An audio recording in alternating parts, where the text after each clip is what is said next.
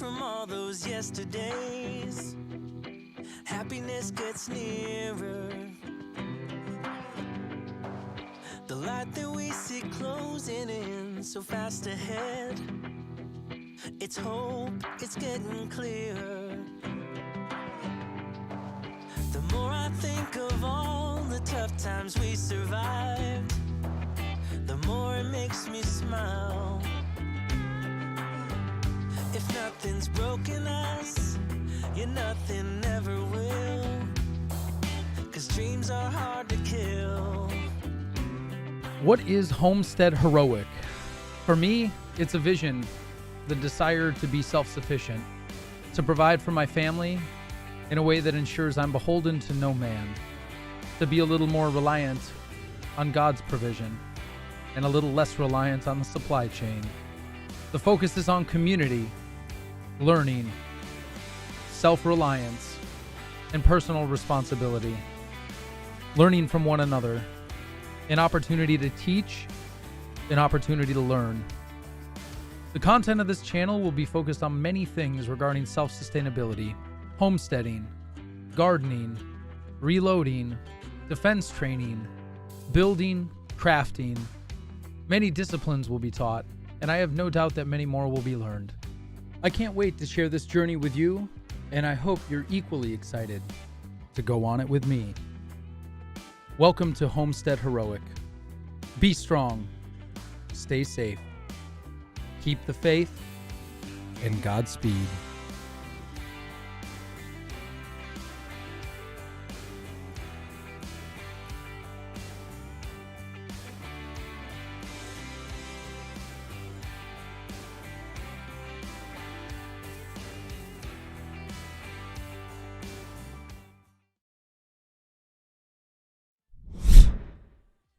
Well, hello there.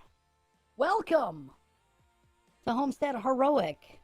So, yeah.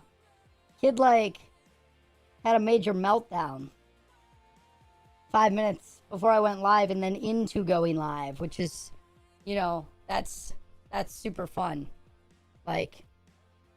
Mega fun. Who the heck is this man? Who is this man? What's up, Shock? How you doing, bud? Good to see you. Yeah, Callistia, that's what happened. Hey there, Tater. What's up, Beak? Hello, welcome. Gutnut 2005 in the house. I have no idea who that is. It's not my brother or anything. Welcome. Hi. Good evening. So we're back to pressing 9mm. I got another 100 laid out, ready to press. So far, I think I've got 300 done, 350 done, something like that. We're working with our single stage still, which is going to be for a while. And yeah, we're going to press some 9mm and we're going to talk about training. I will literally unsubscribe. Wait, what do you mean? Well, you're going to unsubscribe for what? What happened? Now what? What are we unsubscribing for? What did I do now? Man, I'm not even that late. I mean, I'm 11 minutes in and it's 8:15. I mean, I'm a little late, but I'm not that late. I think I only went late by 4 minutes. I'll take 100 9mm. You need 100 9mm? I got them trade up and ready to rock and roll. These are primed. I just got to load them up. We're just going with the plain old Everglades full metal jackets. This is the normal time. 100 gone in 30 minutes or less. Bro, it takes me way less than 30 minutes to go through 100. 100% guaranteed. So tonight I wanted to talk to you guys about how a lot of people think that just having the equipment makes you prepared. And I want to throw that fallacy like that. I want to throw that fallacy out the window. Hang on a sec. Just for illustrative purposes. I want to throw... Shoot.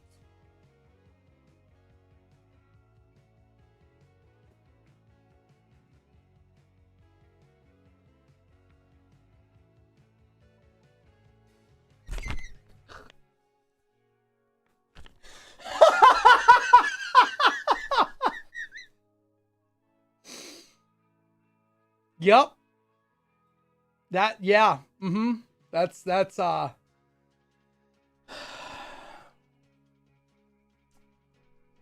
been a long night.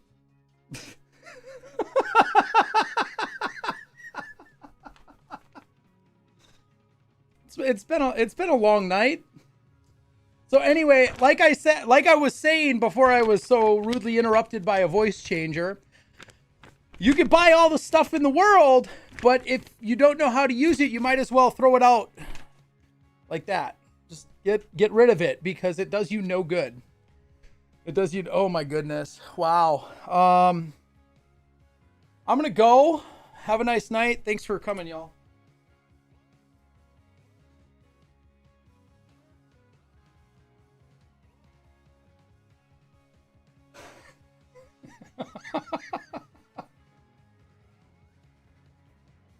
That's embarrassing. But anyway, I wonder why that's happened. You know what?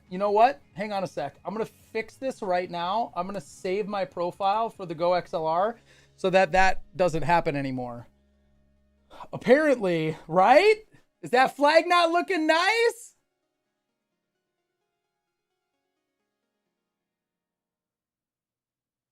Is that flag not looking nice? I think the flag's looking nice, y'all. I know. I'm sorry, dude. That was completely unintentional, and because I don't have my headphones, I couldn't hear that the stupid voice changer was on. So that's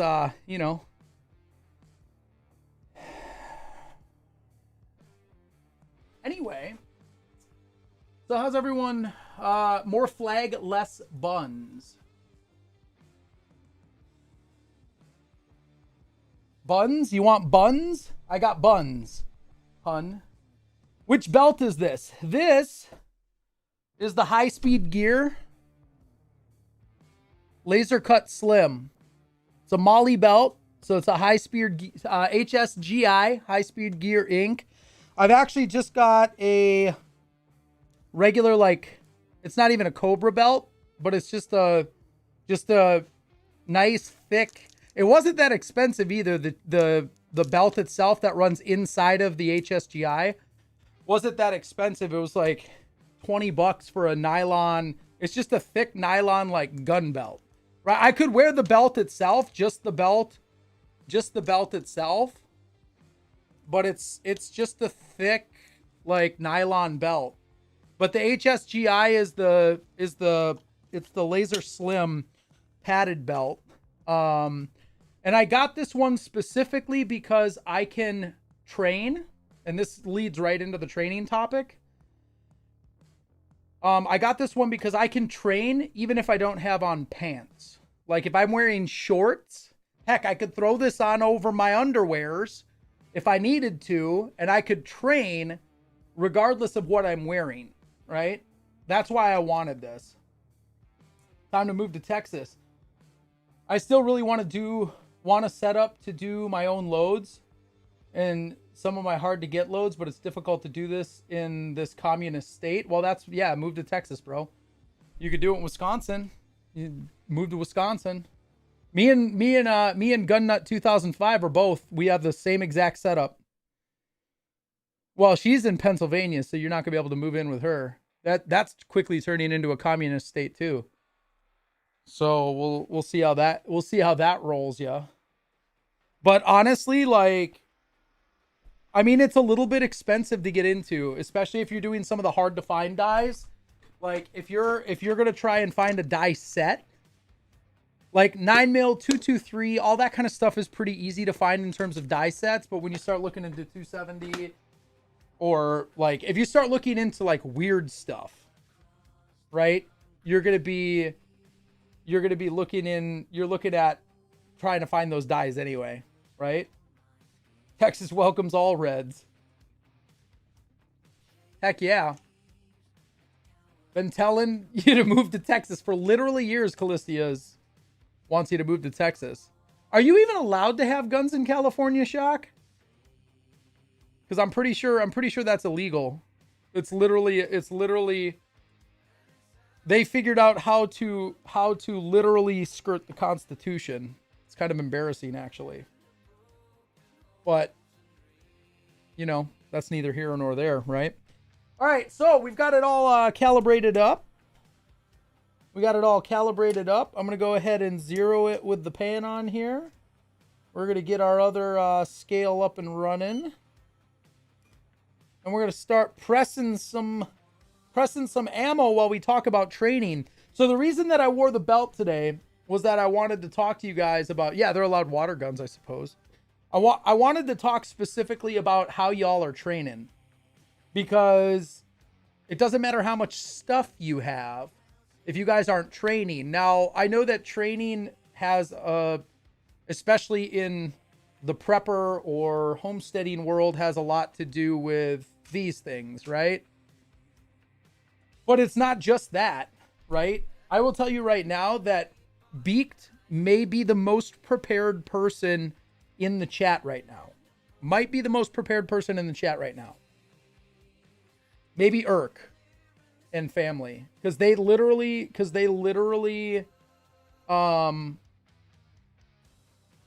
so are there any videos of you walking around picking up your brass? You know what's funny about that? Yes. Actually, I haven't edited the video together yet, but I was taking video the last time I was up north, and I was training, and I'm pretty sure I left the camera running while I went and picked up brass after I got done training. So there is highly likely video of me picking up brass somewhere in existence. I can guarantee you that there is somewhere in existence a video of me picking up brass. Chef might have you beat. Well, so the reason that I said that, Beaked, is training is also all of the other skills that have nothing to do with self-defense. Right? I know Callistia has been hardcore. Callistia has been hardcore focused on watching a lot of homesteading content. And I don't need my priming tool at the moment. But even just watching content, I mean, I've definitely watched a lot of homesteading content, but watching content doesn't apply to real world skill. You know what I mean? I think it's important to take, especially nowadays, to take stock. Take stock in what, by the way, for those of you who are wondering what's going on, this is called a digital caliper. And you want to make sure that your round is a specific length, right? So you use a caliper to measure your round length to make sure that it's within the right tolerance, because if it doesn't fit in your mag and therefore chamber in your weapon, it doesn't do you a whole lot of good, right? So you want to make sure that your round is within tolerance. Learned canning and bread making today, which is awesome, Callistia. However, have you learned it? Or did you watch a video on it and now you have to actually learn it? Right? Because that's the thing that I think a lot of people, and this isn't me calling you out or dissing you or anything like that, but this is where a lot of people said, well, I've watched all these videos and I know how to do all this stuff.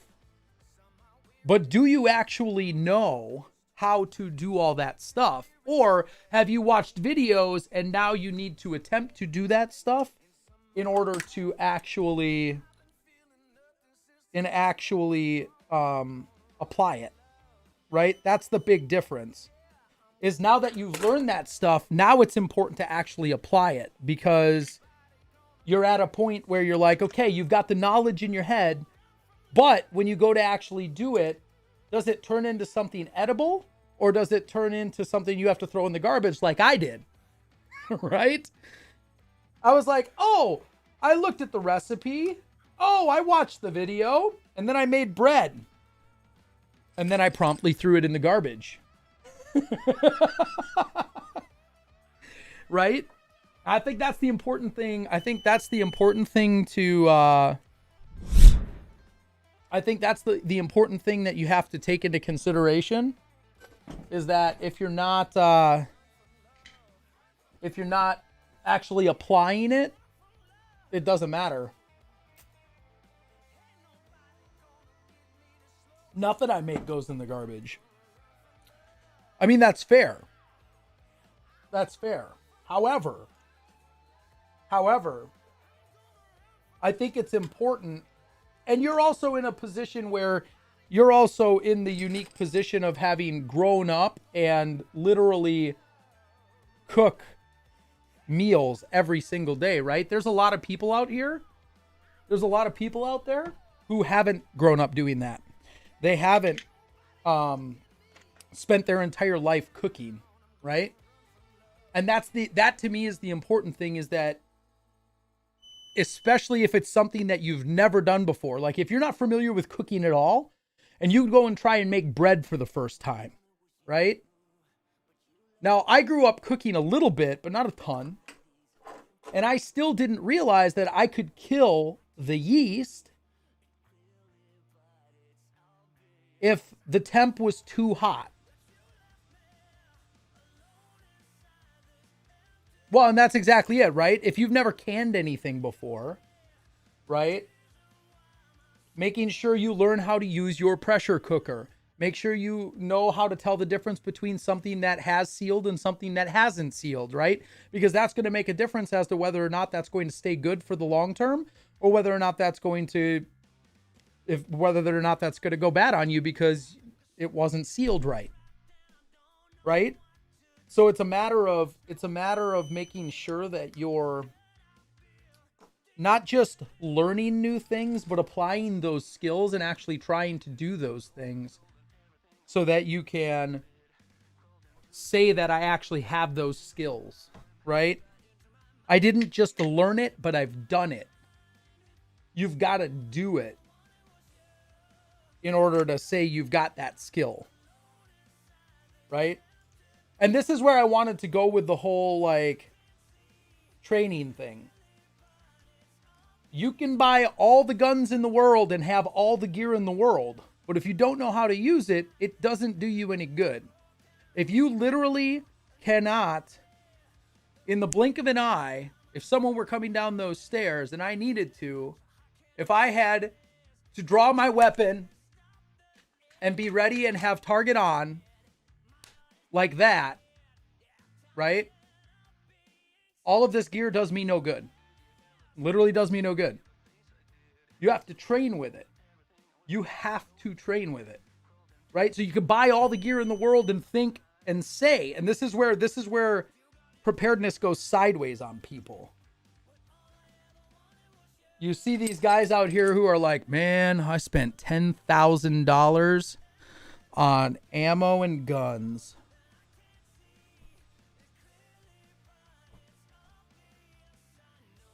Spent $10,000 on ammo and guns, dude. I'm ready for the apocalypse. But then you've come to find out. Is my head cut off? Hang on.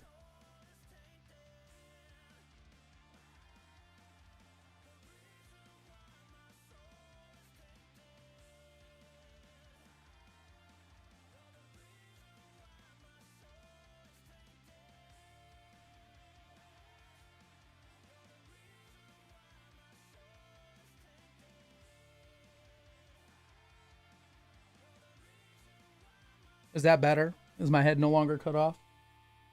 Jeff's getting a demotion. I don't spend quite that. Yeah, but you also train with your stuff, right? And that's the difference. Like, for instance, it took us a little bit of time to figure all this stuff out, right? It took us a little bit of time to figure out how to actually make ammo. Jeff, you had one job! One job, Jeff!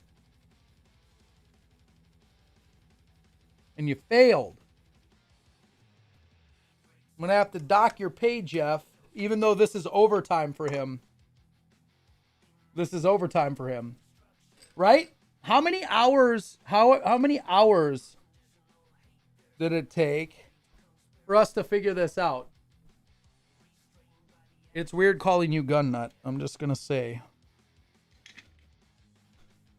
It's kind of weird calling you gun nut. Just saying. But anyway, I mean, it took us hours of prep to get to a point where we could be like, okay, let's make our first round. Right?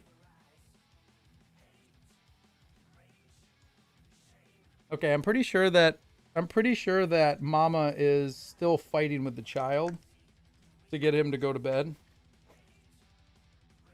He is going to be in big, big trouble tomorrow. From the man that has people call him dad. I mean, yes.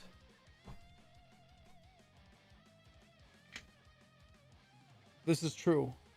However, maybe not the point.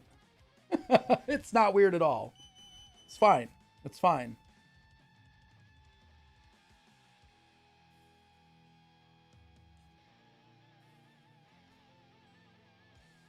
This right here is called situational awareness, by the way.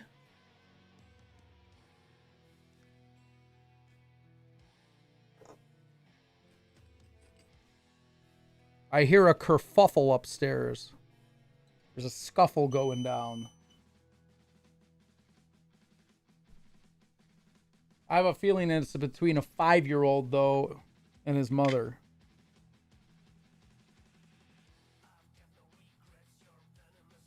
What are we going to do with that child?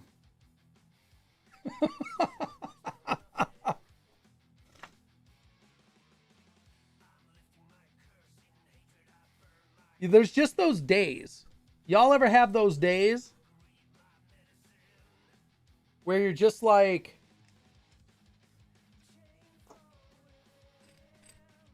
you wonder how else you could like go wrong as a parent? Where you're like, man alive. Is there anything I can do right as a parent? Because right now, this ain't it, Chief. Oh, we already took the electronics for 2 days. He's already down 2 days. He lost the Switch and the iPad tomorrow and the next day with the exception of his haircut. He's got we're going for a haircut in the middle of the day on Thursday. And the only way to keep him to sit still at the haircut right now is to put him in front of that. It's really hard to get him to sit still and stay distracted long enough to get a haircut. We're getting close. We're getting close to the day where he won't need that anymore.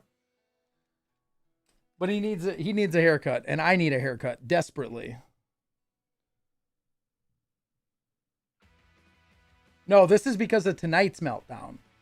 Which is crazy because tonight we went out to eat. And then we went and saw the lights. And then we went and saw there's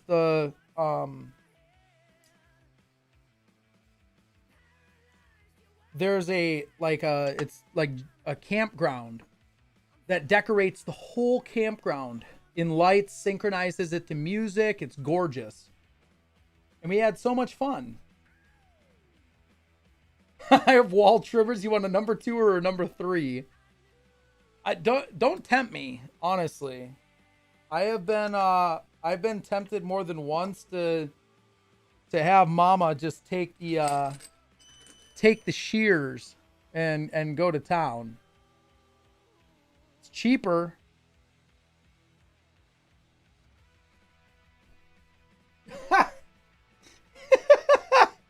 Does a 0 all the way around, huh?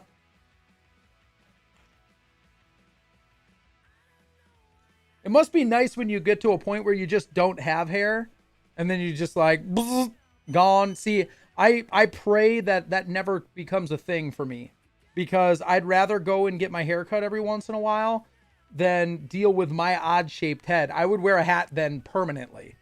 You would never see me without a hat if I had to shave my head. I would not make a pretty bald man. No. Nope. Not a thing. I would not make a pretty bald man. That would not be a thing. I can't pull that off.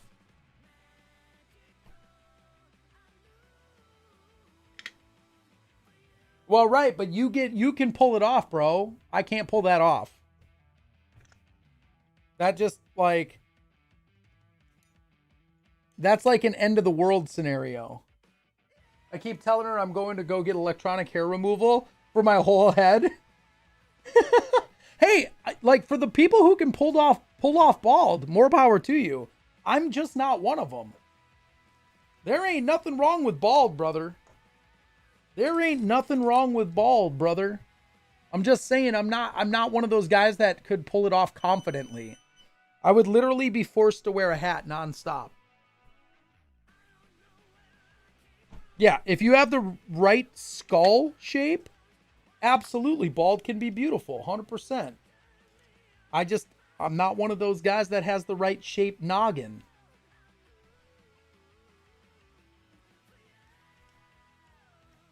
Well, you know what I find funny, Callistia, is that you have to wear a hairnet every day regardless, right? You have to wear a hairnet every day regardless. Yo, what's up, Zane? How you doing, brother? Good to see you, my guy. I know you guys are probably getting bored of me pressing the same rounds. I can't do bald either. My mother made Irk swear she wouldn't let me shave bald before she let me marry her. Yes. I love it. It's really funny because my mom, my sophomore year of high school, I came home from my first away game for baseball. I came back from my first away game for baseball and I was bald because I was initiated. And my mom literally almost went after the coach for letting that happen to her baby boy.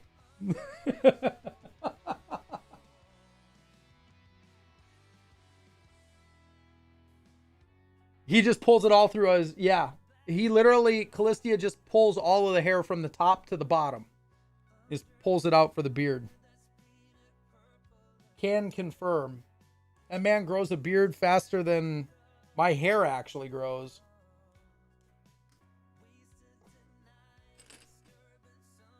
Oh, she lost it.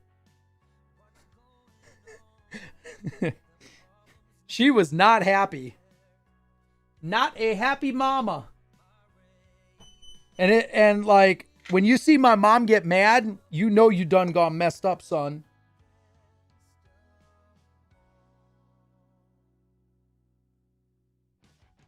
Right?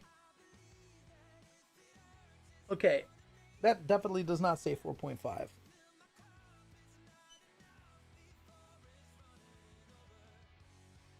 Woo! We get it? Did I get that trickle down? Yes, I did. Yeah, baby. Even my beard screams the South? 100%. So, I want to ask you guys, because I think a lot of you guys are like-minded like me. What have you guys been doing? What have you guys been doing to prepare for the future? Okay, my kid is literally still screaming up there.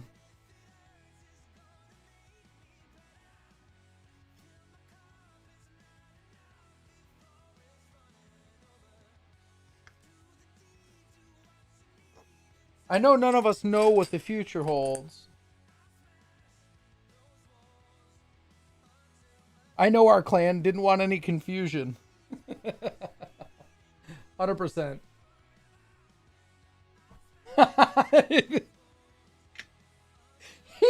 said that's Yankee hair. Okay, that's fair.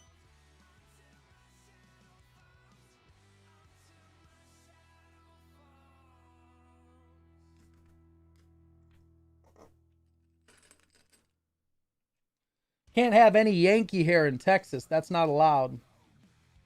Ain't no Yankee hair in Texas. That ain't allowed.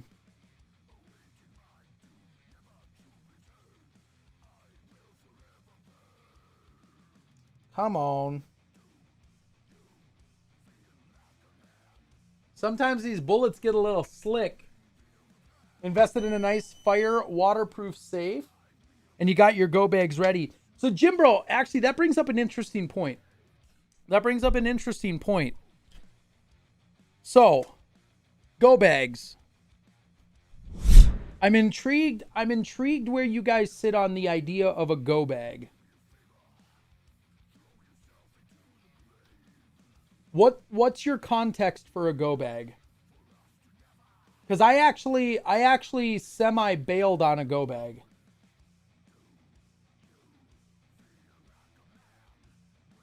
Well, 100%. Yeah, absolutely. I think a lot of us want to get there, right? I feel prepared for most any situation.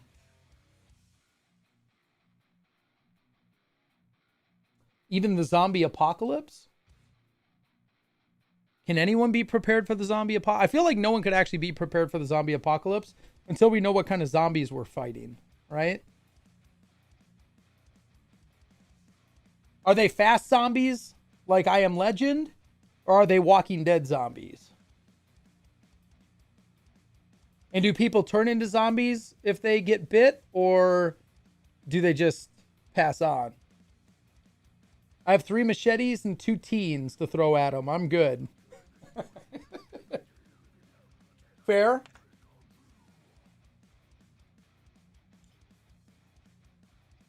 Okay. Hold that thought, y'all. Enjoy the music and talk amongst yourselves. I need to go upstairs. I will be right back.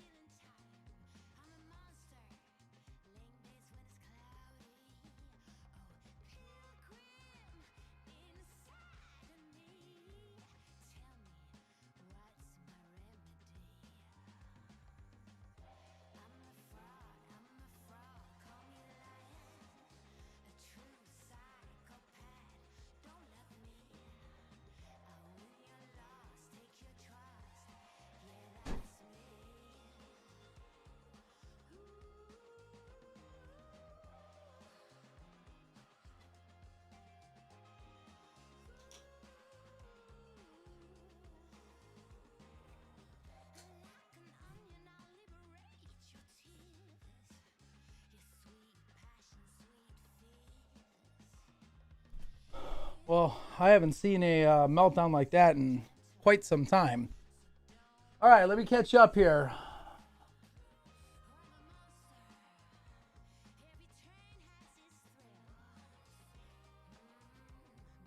Depends on the zombies for sure. I want Walking Dead zombies. Agreed. Go bag for me is access to firearm, its mags, med kit, knife, etc. and able to get out the door with it quick. No need to reload a machete. This is true. Does Danny Trejo come with one of them? I've seen machetes go dull pretty quick. This is also true. My go bag is more for important docs and such that I might need if I have to leave the house. His army buddies' personal machetes from Korea and are just as deadly now as they were back then. I have plenty of weapons and know how to use them. I do have bags packed with clothes and a few essentials for that same situation, but not a full go bag with MREs and stuff. The other part about a go bag is that you really need to have a location plan to actually go. Yes, and multiple routes to that place. My brother and I have talked about this in multiple occasions. Well, in that case, Callistia, right? There is no bug out. You're already bugged out. Right? Everyone's meeting up at Chef's compound. 220 acres is plenty. This is true. I'll cover the west front.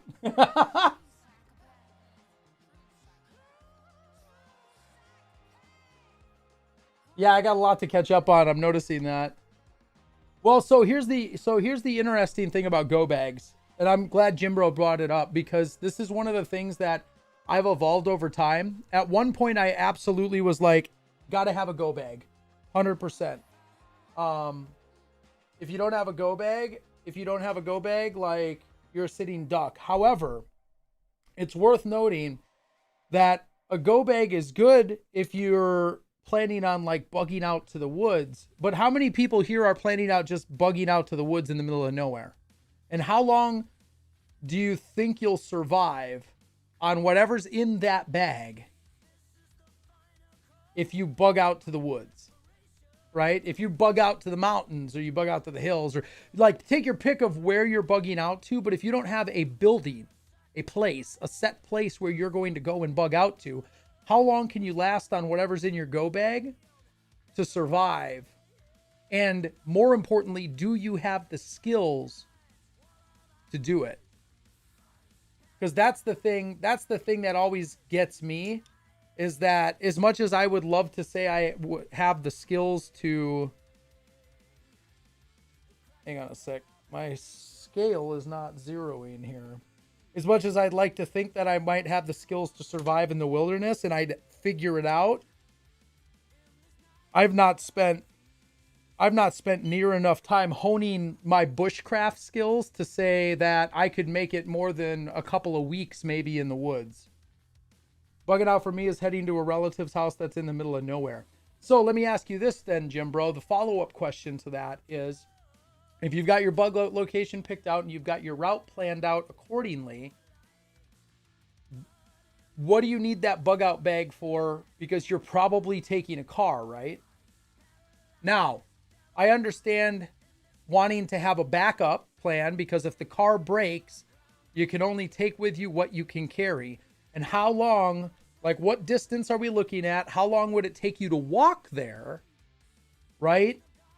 Versus acquiring another car, right? Because if we're bugging out, like, and I've run through this scenario in my head, right? If I'm like, if there's a situation where I'm like, I'm getting out of Dodge, this is like SHTF, end of the world, like straight up zombie apocalypse, there's cars scattered on the road, or there's traffic. Like, when you run through that scenario in your head, you have to think about, what do I need this packed to the brim bug out bag for when I'm highly likely going to either be taking a vehicle, and if the vehicle breaks down, I'm going to be acquiring another vehicle, right? As quickly as possible to haul anything that I might bring with me.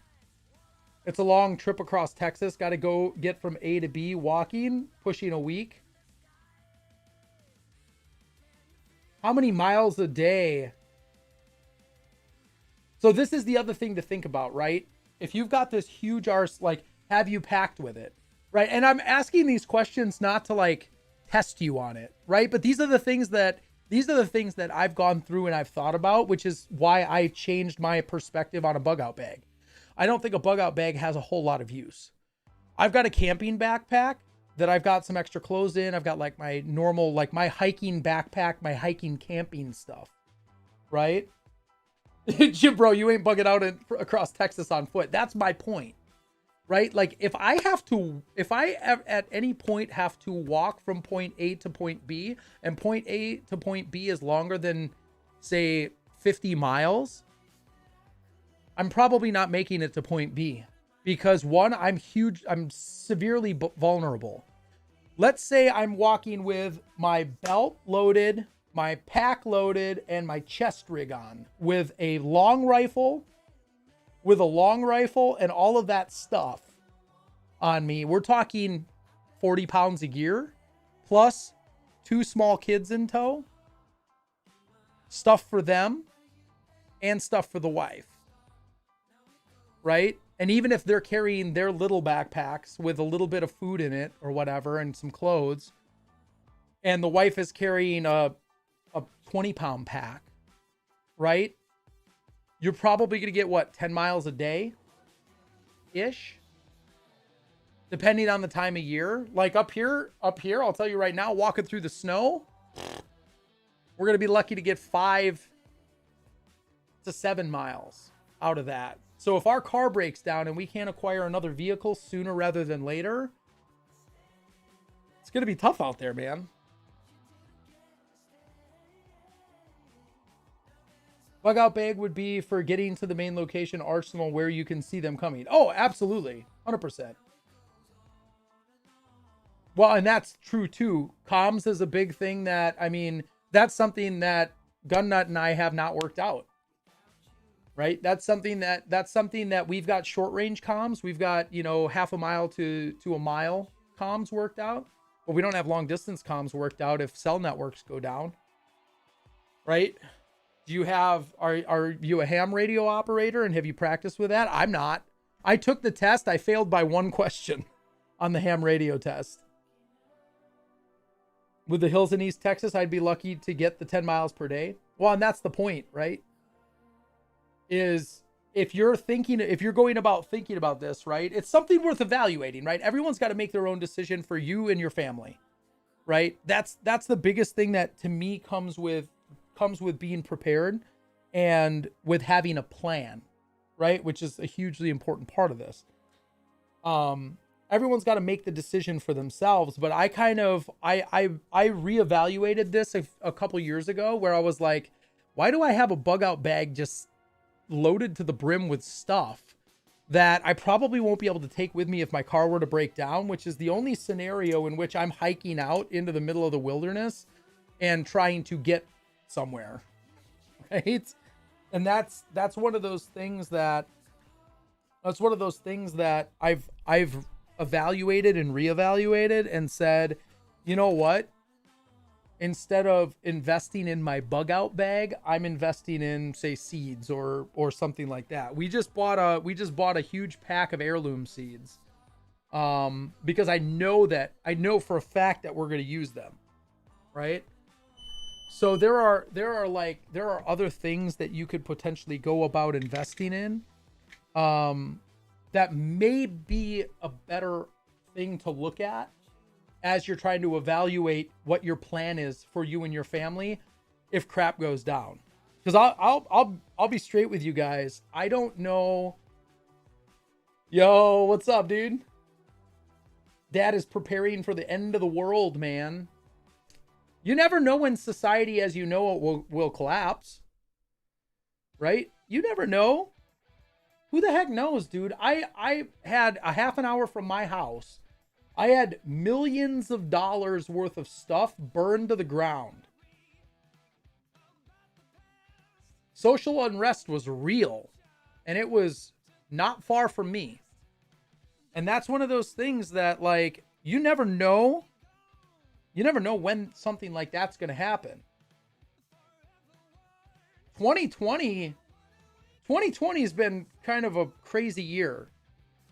So having a plan to make sure that you can avoid major metropolitan areas isn't a bad plan to have, honestly. And like I said, I've got 3 different routes mapped out. On the off chance that we've got thousands of people coming to burn down our neighborhood, we got a plan to get out of Dodge. Right? Because that's not, you've seen the pictures. That's not an unrealistic possibility. Kind of reminds me of another day in Russia. I can't imagine living in a war zone, dude. I like, but there are people in the United States of America who feel like they're living in one right now. I never thought I'd say that. You saw the pictures this year. The pictures this year were absolutely terrifying. To think that our society could devolve so far. That our society could devolve so far. That we literally turned some of our cities into almost war zones, or at least parts of cities into war zones. And that's the kind of crap, dude, that literally, like, you should have a plan for and be mentally and physically prepared for, right? Which is why I started working out again, because I'm like, dude, I'm freaking out of shape. If I had to get into, like, I don't ever want to get it to the point where I have to get into a fisticuffs with someone, right? I should hopefully be dispatching any sort of problems well before it gets to fisticuffs. But if it came down to it and I had to throw down with someone, I'm not in any shape to throw down with someone right now. Never thought I'd live through a pandemic either. Right?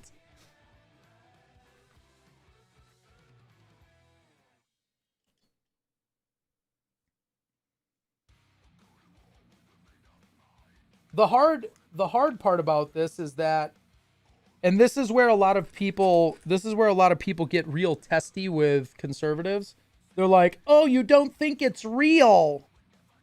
No, I know COVID's real, and I'm sure that it's taken some excess deaths, right? But let's call a spade here. The excess deaths are fractions of a percentage from what our normal death rate is anyway in the US. And I'm not saying our death rate's great.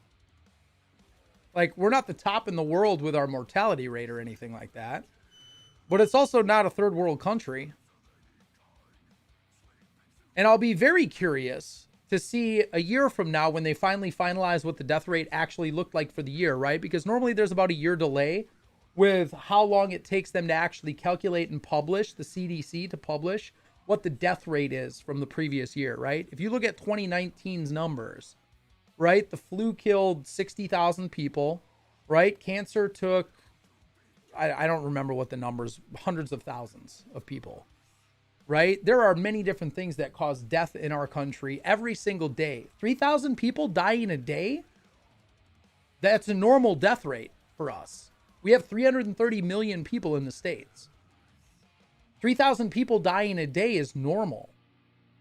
And I know that sounds like callous or cold, perhaps, but that's how many people die on a daily basis from all sorts of things. Car accidents and cancer and heart attacks and all sorts of other stuff, right? So everyone's like freaking out. 3,000 people a day are dying from COVID. And I'm like, but how many people are dying from heart attacks or the flu or any of that other stuff? Because we're not seeing any of those numbers. We're only seeing the COVID numbers.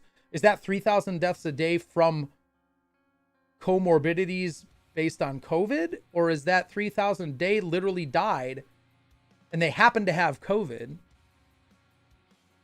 They didn't die from COVID. They died with COVID. And there's a difference, right? But yet somehow they're a COVID number. And I don't understand it. There's a pandemic every 100 years if you look at history, almost like it's planned by someone. It's crazy. This situation begs the question, why are you still there? Don't get me wrong, I completely understand it's easier said than done. But in the end, we're trading security for comforts. Or are you talking about where I live right now? What's up, Kevin? We're no higher than any other years, and the total deaths of COVID-19 is only 6%. Well, I've seen that number too, right? Those are the people who died with only COVID and no other comorbidities, right? Because this is the thing where people get tripped up, right? Because understanding how they track comorbidities, and I've had these conversations with healthcare workers, right? Is that when you consider, if you consider someone died from a heart attack, right? A heart attack might not be the only thing on the death certificate, right? They won't necessarily record just a heart attack as the cause of death, right? They could have had cancer too, right? And that cancer is going to be a comorbidity on there, but they just didn't know that they had cancer, right? So cancer is going to be listed on the death certificate too, right? So this is the hard part of understanding, how does the healthcare system actually track death in America? And what information are we getting on this COVID pandemic? And how different is it from how we normally track death rate in the United States anyway? Right? Because if you're going to be educated on this stuff, and I'm not, right? Because no one can find the real information on anything right now, which is all the more scary, right? Yo, I appreciate it, Kev. Welcome on in, man. And thanks, bro, for sending them our way. That's the problem right now, is that we literally don't have a good grasp on how things are tracked normally, to understand what the difference is between, like, what impact does COVID actually have? Or are they just using the numbers to wind us up, right? Because that's my sneaking suspicion. They're winding us up. And again, we're going to see at the end of the year, or about 6 months from now, we're going to see when the CDC publishes the death rates. Whether or not you believe the CDC's numbers is another story, right? But that's kind of what we have to go off of right now. If we're going to speak educationally, if we're going to speak in an educated manner, right? You use published sources that are supposed to be reliable, right? We won't go too conspiracy theory on that. Can't speak for other states, but with work, I'm actually able to see death certificate data. Texas only counts COVID deaths where COVID is listed by the medical professional as the number 1 or number 2. So someone could have died from a car accident, which would be blunt force trauma to the head or something of the like, right? So number 1 cause of death could be car accident, and then they took a blood sample and tested positive for COVID, even though they didn't have symptoms, and that could be the number 2 cause of death. So you're telling me that someone who died from a car accident was a COVID death, right? Because there was literally nothing else on the death certificate, right? So are we counting all accidental deaths then as COVID deaths? Because if that's the case, that throws all the numbers way off, right? You're talking about someone who died from cancer, but happened to have COVID while they died from cancer. They were going to die anyway, right? But we don't have that data.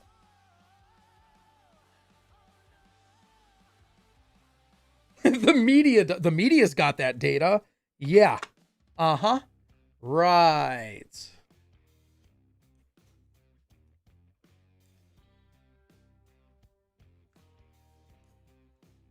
I'm sure that they do. I've had COVID-19 and no hospital. Same with the rest of my fam. Yep. I'm telling you right now, dude, I think we had COVID in December. I'm pretty sure our family was so sick and was throwing up. And we don't normally throw up. Like when we get sick, we normally have the stuffy nose and the runny nose and the sore throat. You know, we might feel a little nauseous, but like we were throwing up sick for like 3 or 4 days, which was very unusual. But we didn't go to the doctor. We didn't panic. We rested. We took our supplements. And we took care of it. Because we thought it was a cold. The medical professionals are supposed to list those as non-contributing factors. Yeah, but Jim Bro, here's my kicker. And a lot of people have debunked this, right? But I don't believe it. Because I've heard it from hospital staff directly. When you've got someone who died from a gunshot wound, a car accident, and a heart attack, with no other contributing factors, and somehow they were listed as COVID deaths, and the hospital gets an extra kicker for anyone who dies of COVID, you're going to tell me not to follow the money?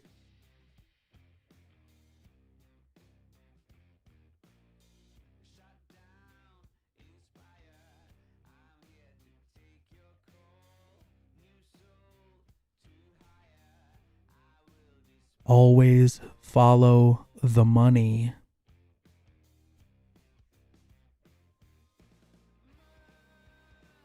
Exactly, Kevin. Yeah. Which one's more? 34,000 or 13,000? What have you always been told? If you want to find corruption, always follow the money.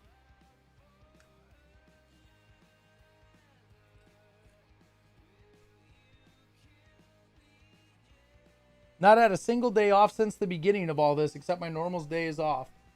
Been around thousands of sick people, not gotten sick since this all kicked off. It's crazy how that works, right? When you're a healthy individual. I've had friends and family with mild cases and are fine, but I have had deaths in the extended family that have passed away too. Do you think did those people die? And this is the tough part, right? Because I'm sure, and like, I don't want to minimize anyone who's had a loss, right? Because I understand, like, this is hard because people are dying, right? And people are highly likely dying earlier than they would have had they not had COVID. And that's the hard part of this, right? That's the hard part of this. Is that there are people who are dying before they would have died if they didn't contract COVID. And COVID is a highly contagious disease, right? What you're saying is plausible and likely for a lot of greedy people, but from what I've seen, it's more of a waste of time to apply for the grants for reimbursement because of the hoops you have to jump through. Okay, so there's a harder process than Jim Bro, it sounds like. It's not just mark it on the death certificate, you get extra money. So there's an actual process that would go through. Now, do you think that that process is so cumbersome that it's not worth the extra thousands of dollars that these hospitals would get? Because that's the question, right? Is if the process is too cumbersome, right, people won't do it. But money is a huge motivator. Money is a huge motivator for a lot of people, right? And when you're a for-profit organization, right? Is it plausible? Well, you already confirmed it's plausible that it could be true, right? But that's what I want to know.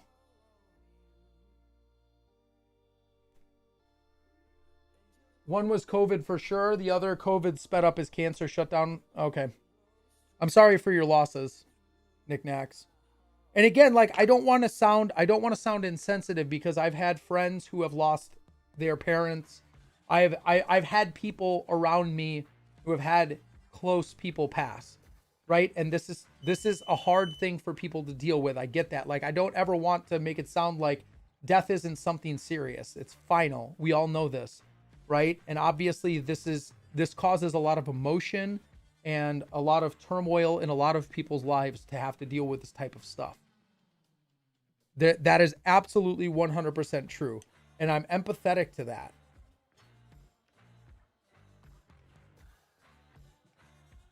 But you have to look at the big picture. You have to look outside your individual circumstance and decide, is an extra 30 million people out of work and living off the government? Like, how do we balance that? You're going to take something that someone has worked years for, and you're going to take that away from them. You might as well be taking away their life.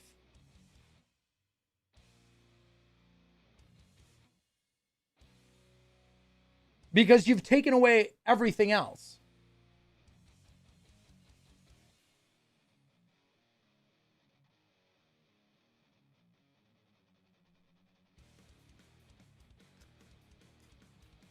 It's usually around 60,000, Kevin. It averages anywhere from like 45 to 90,000 a year. If you look at the CDC numbers, it varies pretty broadly. If you look at the CDC numbers, it varies pretty broadly year to year. The highest I saw was 95,000 estimated. The lowest I saw was something like 45, or it was 35 or 45, something like that. I don't have the numbers off the top of my head, but I know that the CDC only ever provides a range too. They don't ever come up with like an exact number. They always just provide like a range, right? So at the top end, I've seen 95,000. At the low end, I've seen like, I think it was 35 or 45, something like that. So it varies year to year.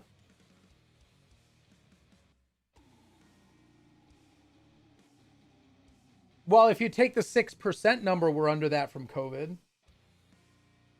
Is there any reason not to wear a mask? I understand that I have the right argument, but whatever happened to common courtesy and wearing a mask and other precautions to help your fellow man?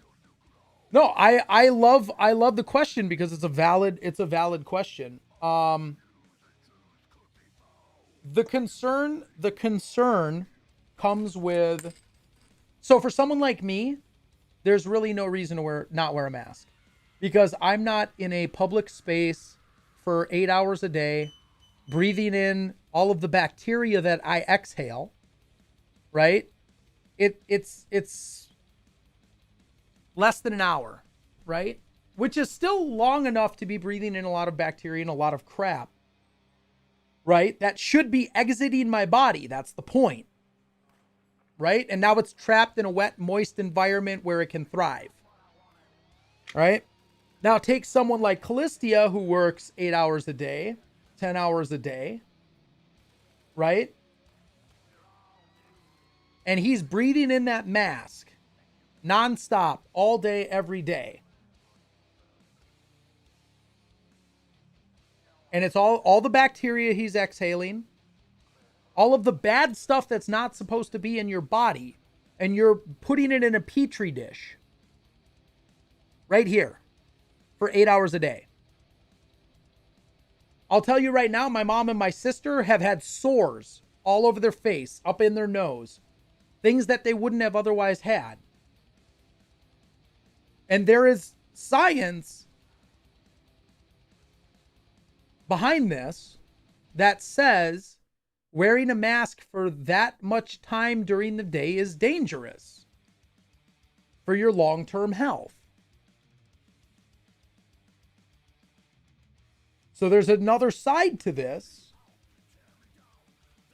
There's another side to this that has scientific basis that's obviously not been shared by any of the media, because that's not what this is about, frankly. There's science that says that wearing a mask for that long during the day. So 10 months from now, we're going to see reports of how, dude, we're still going to be wearing masks 10 months from now. Irk. If you guys think this is even close to over, we're going to be still wearing masks 10 months from now. And I guarantee you there will be no studies done on mask wearing. That doesn't fit the agenda.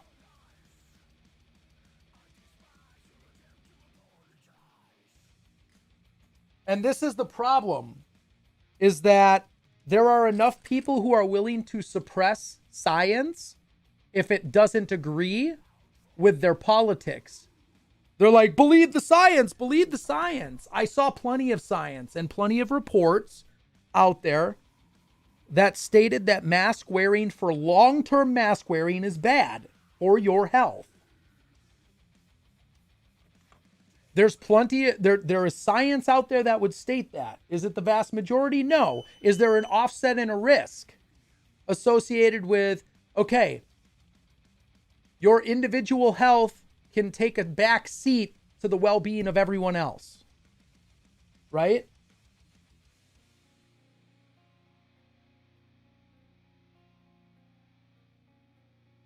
Yes, agreed, Jim Bro. I understand the logic behind the mask. It's to keep you from it's to keep the fact of the matter is that the mask, whether it's small respiratory droplets or large respiratory droplets, will not travel as far.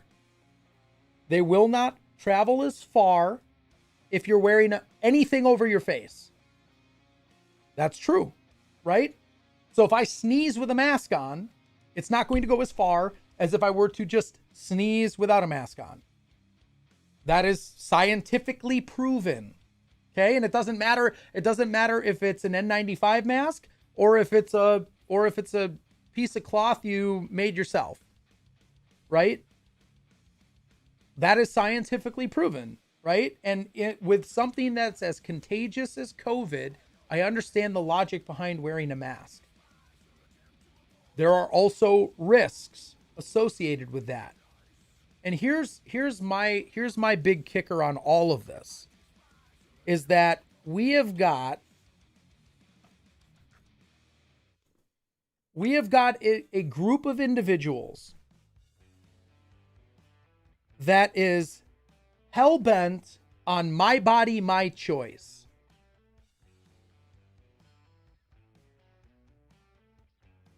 And if something poses a health risk to me, why do I not get to choose when you can choose to stay home?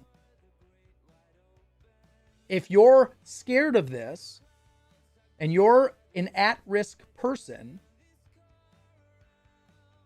then stay home.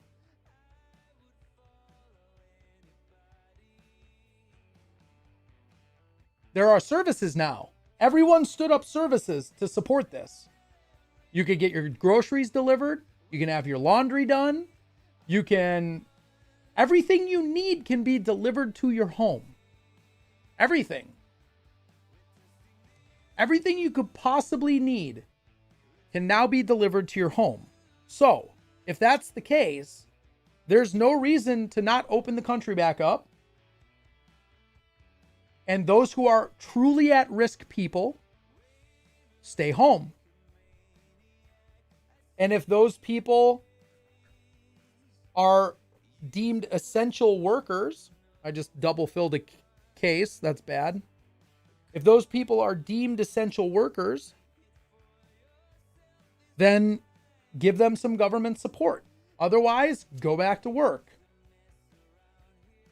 Lies, I cover my sneezes with my elbow so it goes the same distance no matter what's on my face. Yeah, but you're unique in that. I've seen plenty of people who don't wash their hands after going to the bathroom, and they don't cough into their elbow or sneeze into their elbow. Seen plenty of that. So that's the problem, is that this is about personal accountability again. Right? If you're not willing to sneeze into your elbow, you're probably the same type of person who's not willing to wear a mask for someone else.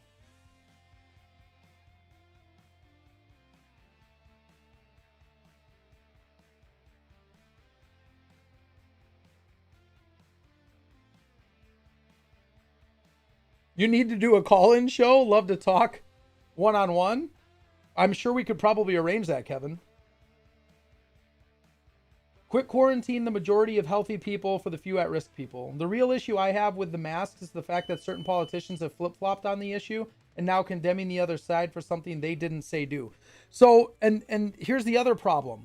This shouldn't be about politics, but somehow it became political. 1. 2, they flipped on it because the science isn't solid. They flipped on it because the science isn't solid. If the science was solid, we wouldn't have doctors contradicting other doctors. Epidemiologists would all 100% agree if the science was solid that masks should be mandated. And if they could prove without a shred of doubt that masks worked as effectively as they claimed to be and posed no risk to the individual wearing the mask, everyone would wear a mask. It wouldn't be a question. If I knew for a fact that I could wear a mask and not get sick myself, of course I'd wear a mask. Why wouldn't I? That's dumb. Absolutely. There would literally be no issue. But there's enough research out there to support the fact that you can actually get really sick from wearing a mask long term. It's not good for you. We were not meant to do that. I'm waiting to see what happens in the eviction courts next month. The state passed no evictions. I heard that, but a lot of people, landlords are still evicting people. A mask is not a mask is not a mask. We can't all get the N95 mask. Amazon is hoarding them. I mean, again, Jim Bro, like I generally speaking, again, for as long as I go out, like if I'm going to be out at the grocery store for an hour, right? Put on the darn mask.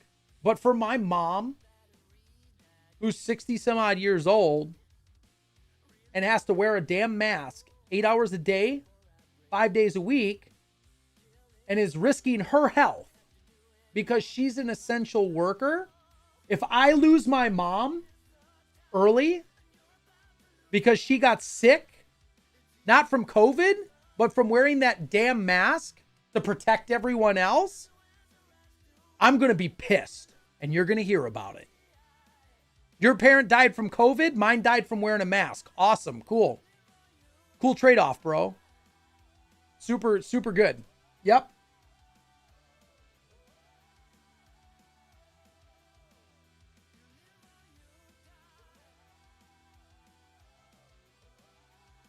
Yep, pretty much. That's exactly it.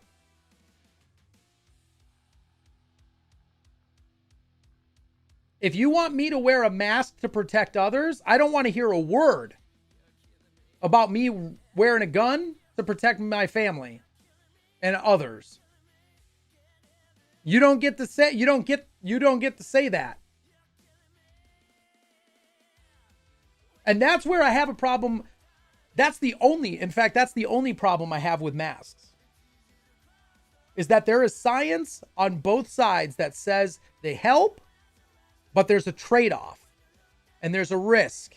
And you're asking healthy people to put themselves in an unhealthy situation when 99.9%, 99.8% of people aren't going to even be hospitalized from this illness.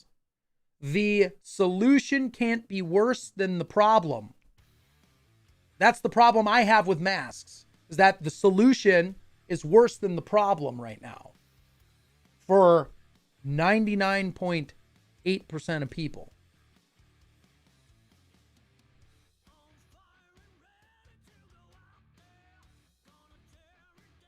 Right. And there's, again, like, guns are American as American gets. No, I agree. Here's my curiosity.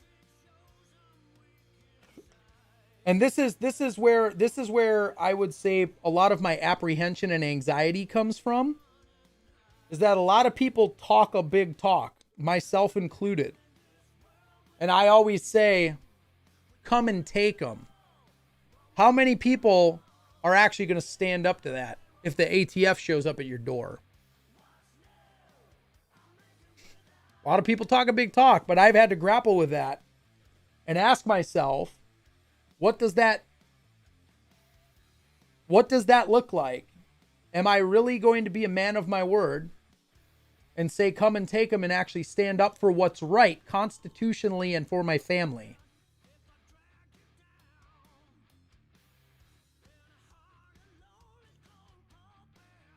Lost mine in a boating accident.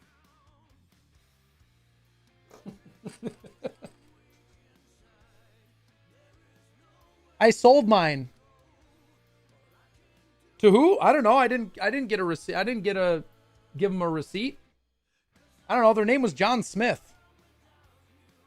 Who knew?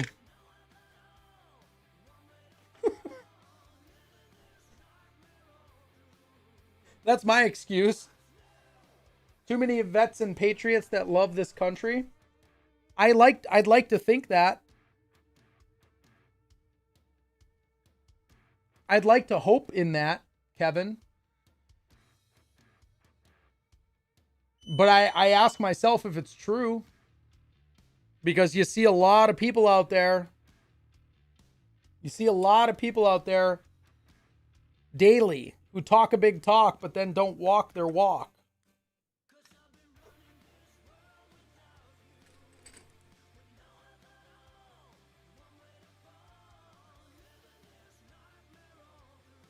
Had me at come and take them.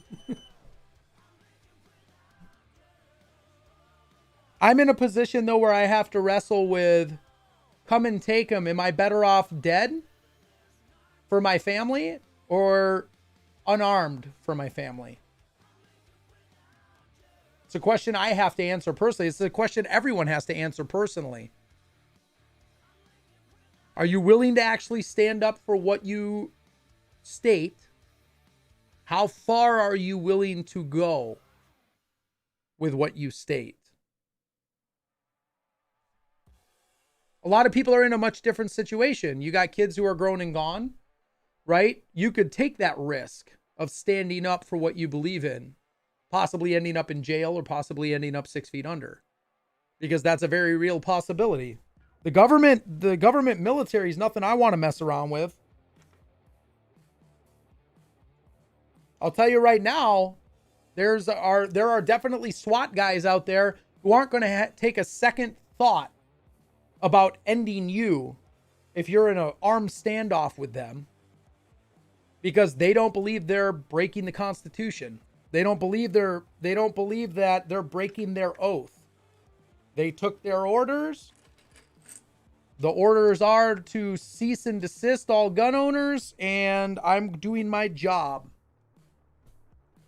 There are cops out there who absolutely believe that. And they will have no problem disarming you and ending you. And you have to make the decision at some point whether or not you're going to shoot back or give up willingly.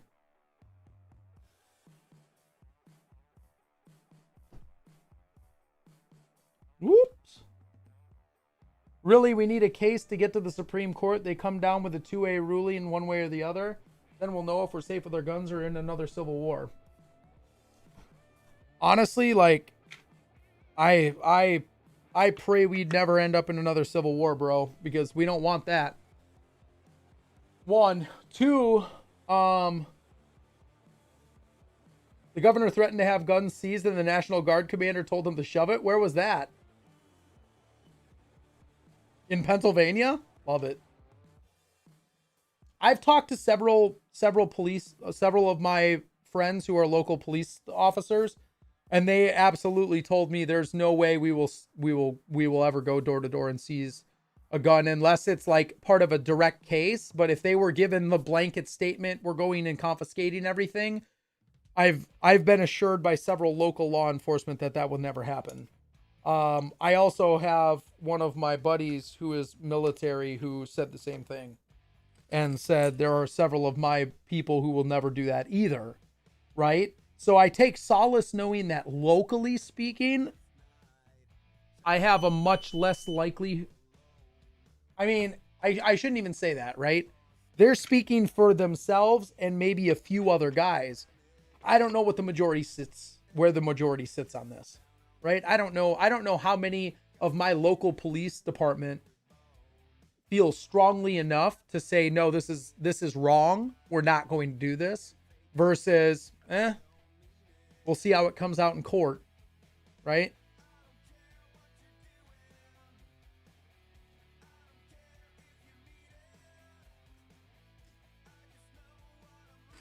And that's the hard part about this whole thing.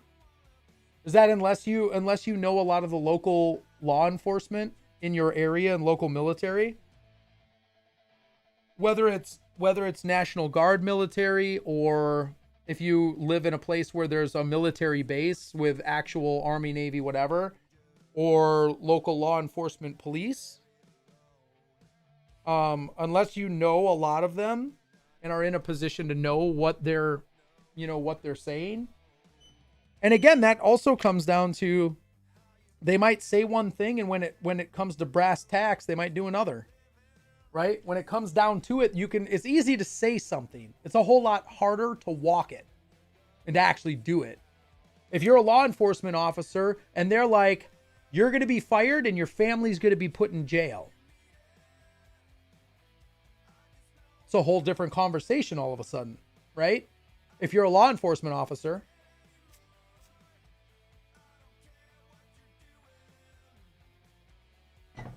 And the problem is we've seen this in the world, right? If y'all don't study history, I highly recommend it.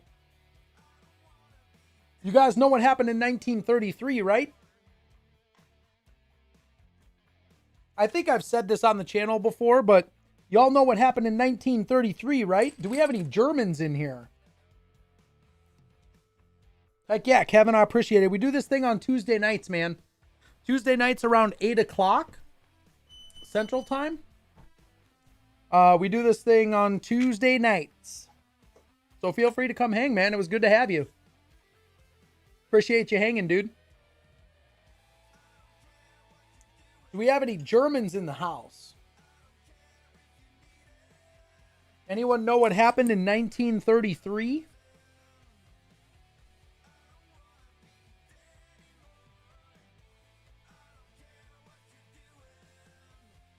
Well, and that's the question. That's the question, Gunnut. How many are actually going to do their job and stand up for what the Constitution says, versus, well, I got to take care of my family and feed my family, and I'm worried about them, so I'm gonna do what's good for them first, and I'm gonna obey an unlawful order. I'm gonna obey an unlawful order instead of standing for the oath I took. Been plenty of that throughout the years, right? Is that when the Nazi Party confiscated German weapons? Yup. They disarmed the Jews and disarmed the German civilians in 1933. 8 years later,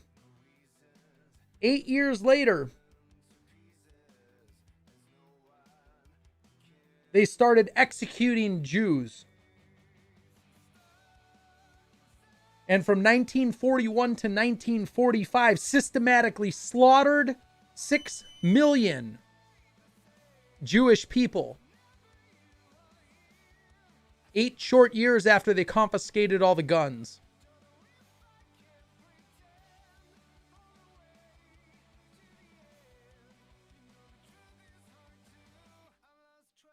Wait, what happened? Did I miss something else Callistia said? Who was trying to amend the law to make it, to get rid of castle doctrine?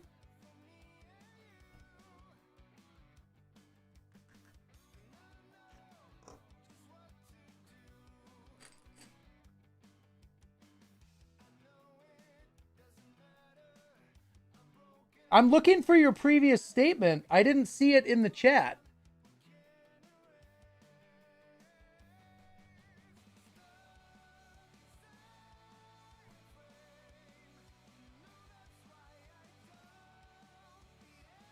The last thing I saw you say before this last statement was me wearing a mask to protect others.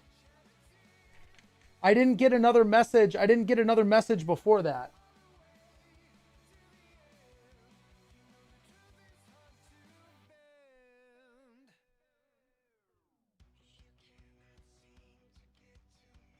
No, I hadn't. I heard Texas was trying to get rid of castle doctrine. That's a load of crap, dude.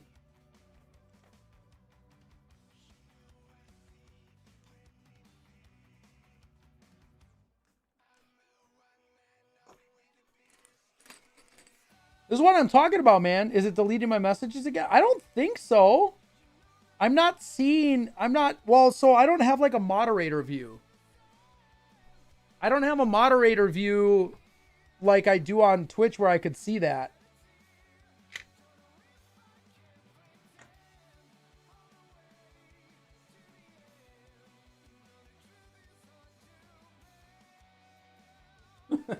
You're too spicy, chef.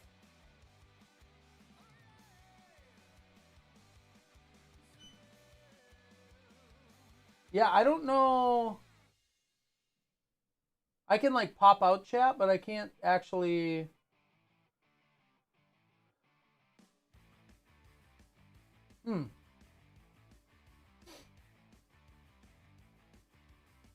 It got shot down. Bad dad jokes, dude. Bad dad jokes, man.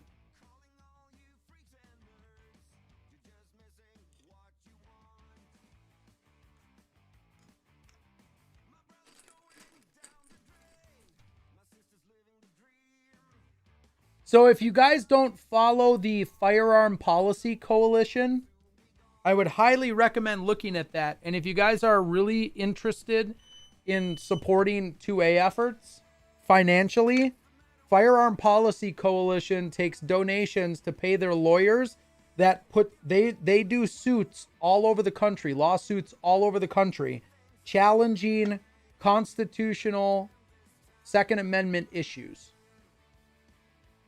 There's not a mod chat option. That's the weird thing.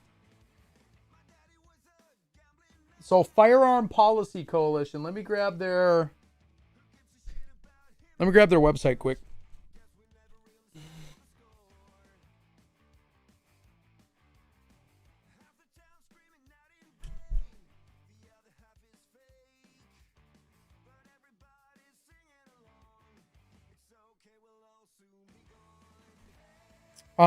Give a look at that. Firearm Policy Coalition does a lot of 2A work with lawsuits against states. They recently filed a lawsuit, which was like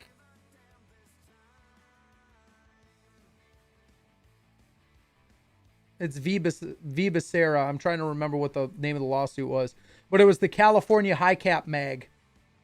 California High Cap Mag. They were helping to overturn that ruling. It was something V Becerra.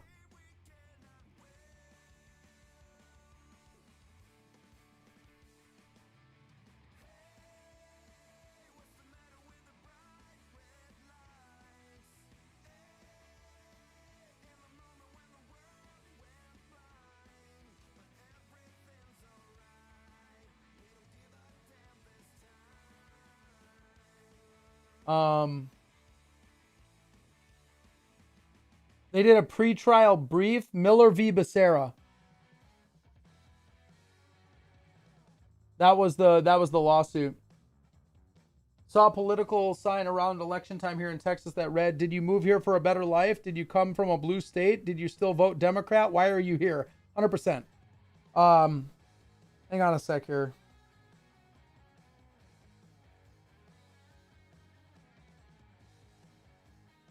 I got to pull up my Instagram because I follow Firearm Policy Coalition on FPC on Insta, and they post a lot of the lawsuits that they start.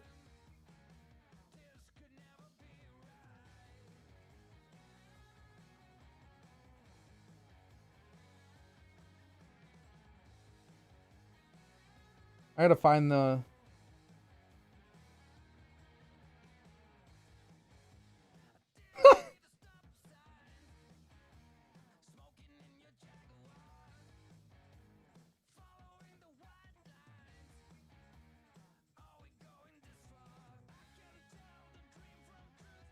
Okay, I just realized I follow a lot of people.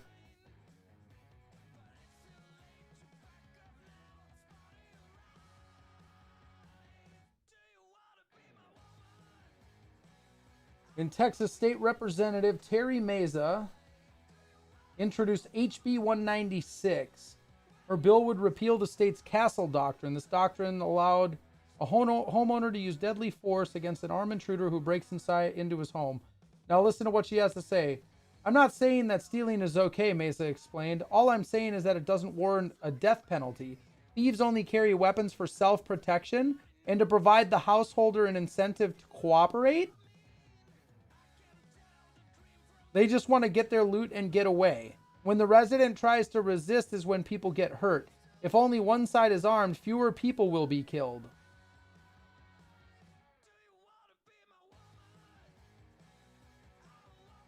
Which is why they want to take away the Second Amendment.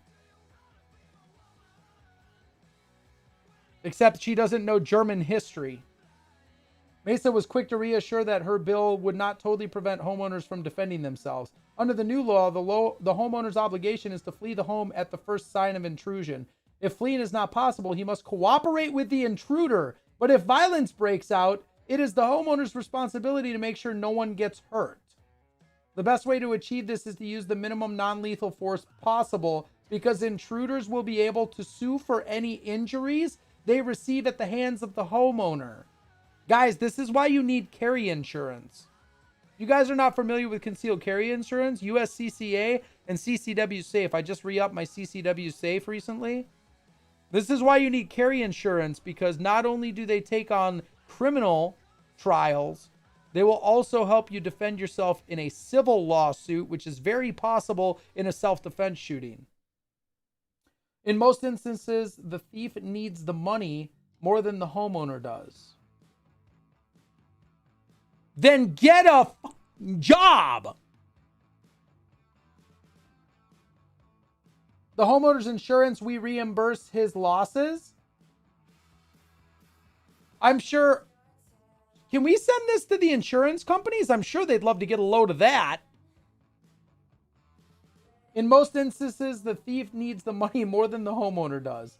The homeowner's insurance, we reimburse his losses. On balance, the transfer of property is likely to lead to a more equitable distribution of wealth. So this is a socialist policy. If my bill can help make this transfer a peaceful one, so much the better. Wow. This is the world we live in. No one will find the thief's body. He won't be suing me for anything. Oh my gosh.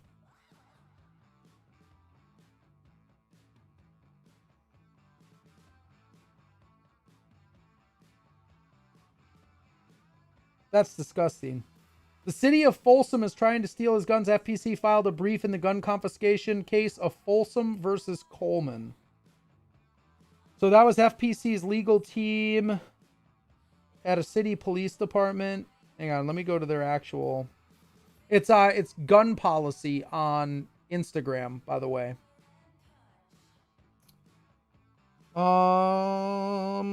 So FPC filed the first two-way petition for certior, I'm not sure how to say that, at the Supreme Court since Justice Barris.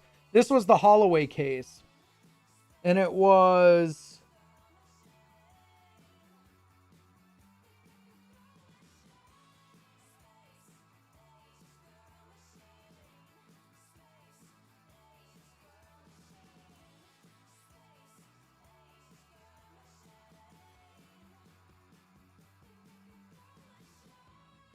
So they went back into the Vermont Supreme Court, who was trying to get rid of large capacity magazines that are constitutionally protected, by the way.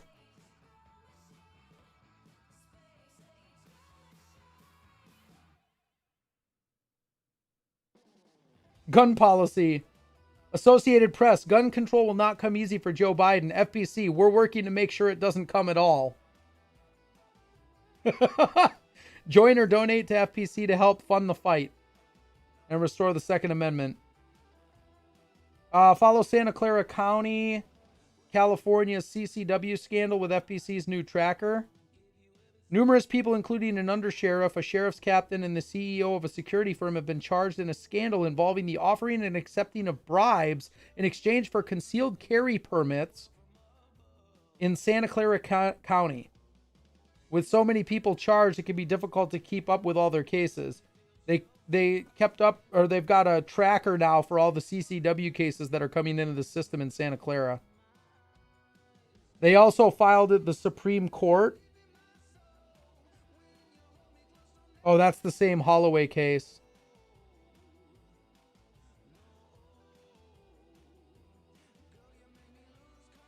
So anyway, they do a lot of work. Right?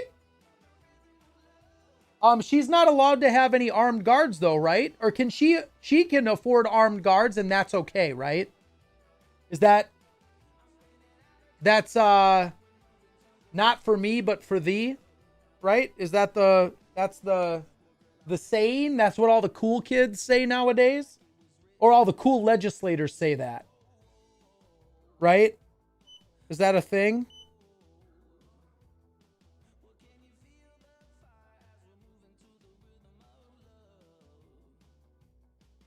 We raiding that individual's house, right? We're coming for your stuff.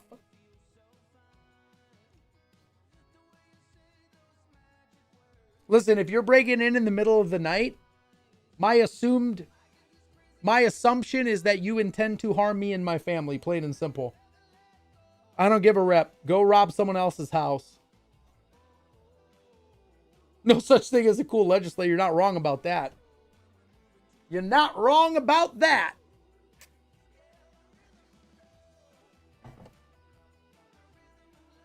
So we kind of didn't really talk a whole lot about training here, huh? We talked more about, go figure, we talked more about COVID than anything.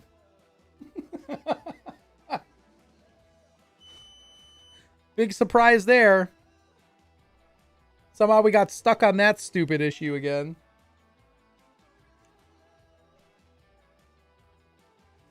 It's scary to think, though, that... It's scary to think that, this is my favorite response. I safely retreated a half step, which fortuitously stabilized my stance before ventilating the intruder who was violating my rules of social distancing by being in my home.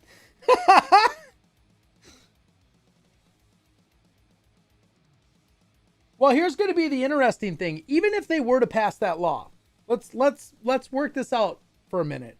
Even if they were able to pass that law, right? If the intruder's dead,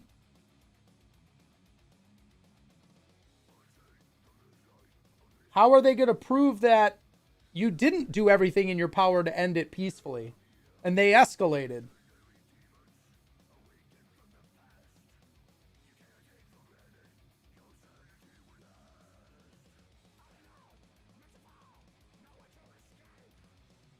Because I'm going to tell you right now that if you break into my house in the middle of the night,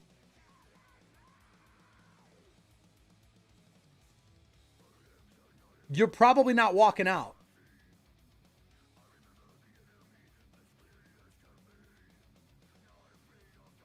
Well, it's really funny, Beak. So we just put in a Simply Safe system.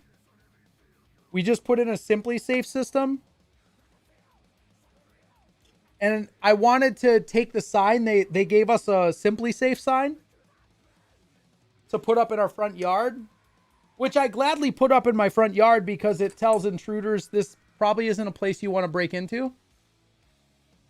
But I wanted to modify the sign. I'm thinking about putting duct tape on it and saying, "This house protected by God, guns, and Simply Safe." Do you think they'd go for that? Should I at mention them on Twitter? This house protected by God, guns, and Simply Safe.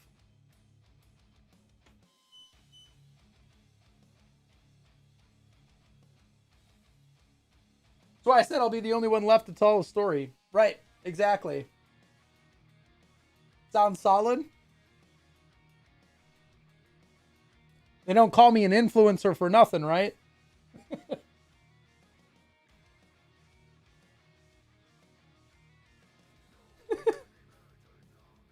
Y'all, make sure you go pick yourself up a Simply Safe system. It's 50% off, but you also better pick yourself up a Glock 19 and a Bible. Pick yourself up a Bible, a Glock, and a Simply Safe system. You'll be set to go.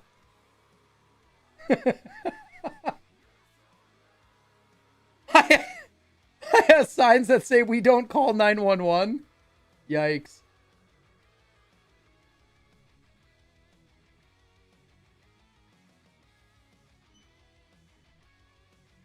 I mean, but realistically, like, I have shovels, not cell phones. Yikes.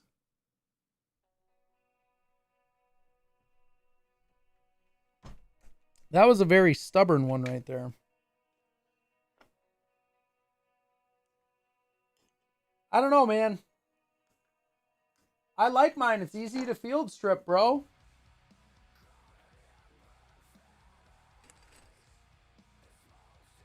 It's easy to maintain. Yeah. You make the call. I'll hold. Strip? What? Yeah, you heard me. Empty. Good. No mag. We're set.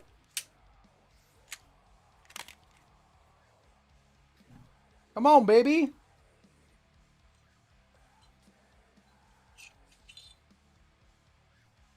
We good. That's it. Done deal. Strip, ready to rock. Clean it up, make it look all nice.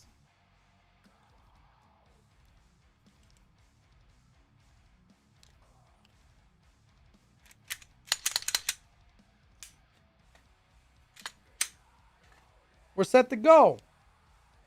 I always put an empty mag if I'm going to train.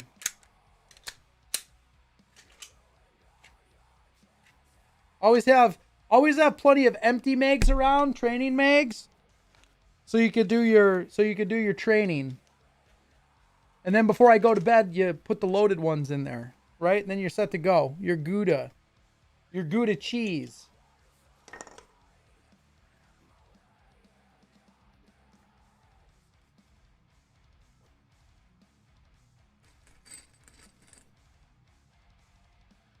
I am a little bit jelly of your 1911. Want some orange base plates for those? Do I need orange base plates for those? You know what I want? Actually, that's a good point. You know what I want? I want a flip and slide. I want an MOS slide for this. I want to find I'm seriously thinking about picking up a Glock 19 MOS Gen 5. That Glock looks like a toy. I can promise you it's not a toy. And I teach my son as much. I can promise you it's not a toy, and I teach my son as much. So there's one tray down in the 2 hours we've been live, because we've been talking so much. I got 50 rounds done. My conversion rate on rounds pressed is atrocious when I'm streaming. I could do at least double that when I'm not chatting with you guys. Dude, that's gonna be awesome, man. I want pictures of that, Corey.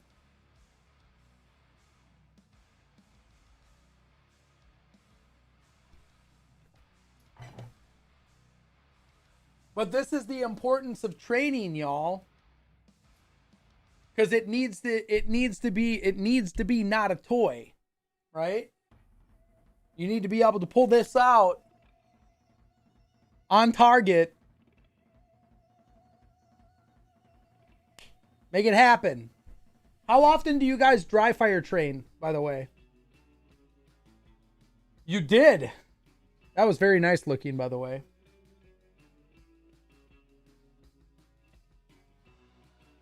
Dude, you are an absolute legend, Corey. I appreciate that, brother. I'll swap them. I generally use my ETS mags. I usually use my ETS mags for training because they're clear. So I can usually tell when they're right. That's what I use for my training mags, because I can see through them. Yeah, you sent me a picture of the smiley face. It was flipping hilarious. I prefer the ETS mags just because they're clear and I can definitely see that they're unloaded. Right? And I generally, like, with the exception of, I know that I've got loaded ammo like on the table, but I leave my loaded ammo out of the room just to like make sure we're good.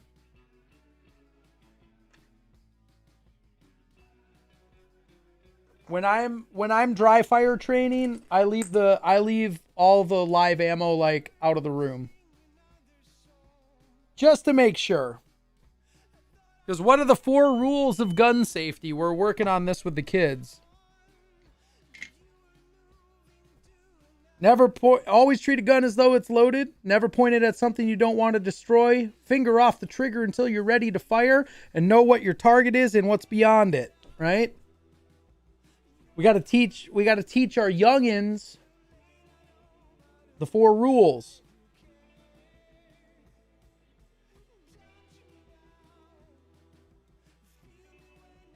Did you text? I think you texted it to me though.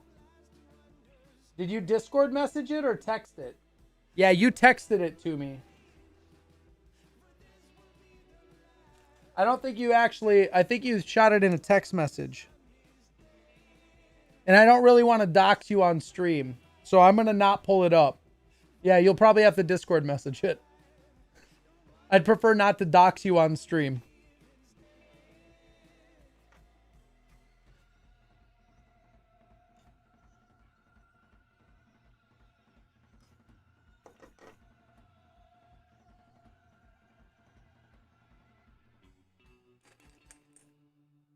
Oh, absolutely.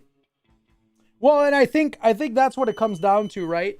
Something that I watch a lot of Warrior Poet Society. If you guys are not familiar with Warrior Poet Society, they are a John Lavelle and his crew do just such good content around firearms and stuff like that.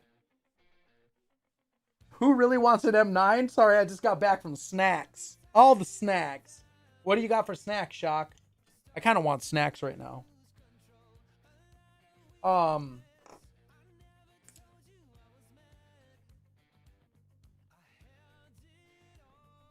That was actually something they brought up, is that you set the expectation that if you want to see daddy's gun, right, just ask.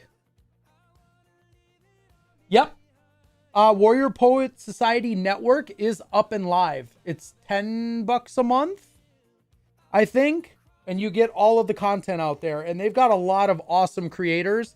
Like, the who's who of the YouTube gun community is on that flipping network.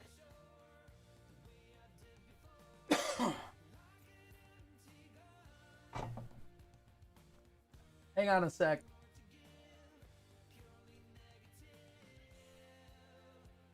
I haven't actually subscribed yet, because we're watching our money here. But watch WPSN. I mean, they've got training original shows. Tony's Real World Tacticals on there. Clint Emerson's 100 Deadly Skills. I mean, they've got everything on there. So if you guys if you guys really want good, like, entertaining gun content, check these guys out. Warrior Poet Society's sick.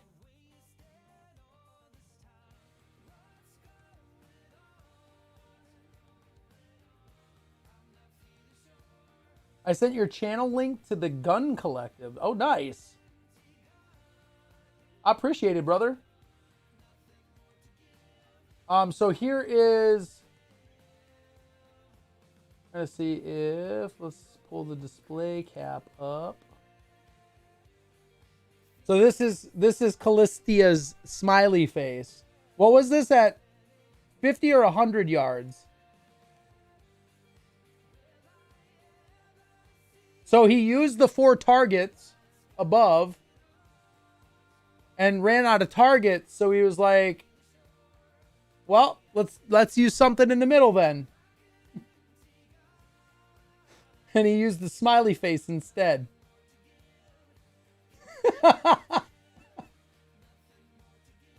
Sometimes you just got to use the smiley face and make your own target.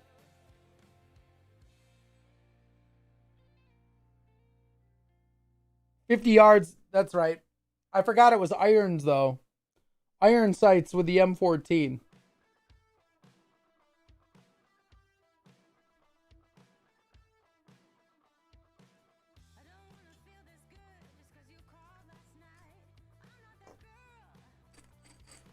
But yeah, the next upgrade that I want to do is I want to put an optic and a light. I want to put an optic and a light on the pistol. And I'm going to probably take the Vortex Viper off of my AR-15 pistol. And I'm going to probably put it on the Glock. And then I'm going to get the Vortex Spitfire to put on the AR-15 pistol. Because I also want to mount right now I've got an Inforce light on it. And it's mounted at 45 degrees, which is a little bit uncomfortable. National 2-gun. I think my challenge with that, Corey, is cost.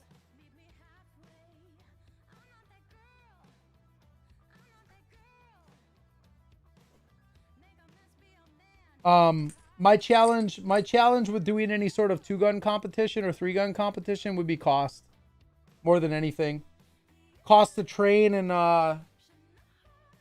honestly, if I'm going to be doing that type of competition, I've got some modifications to probably make to my gear to get to a point where I could compete effectively.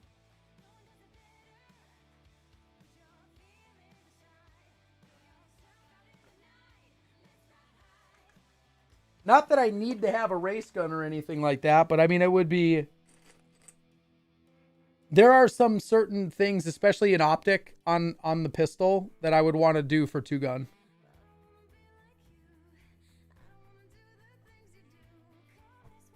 It would be fun.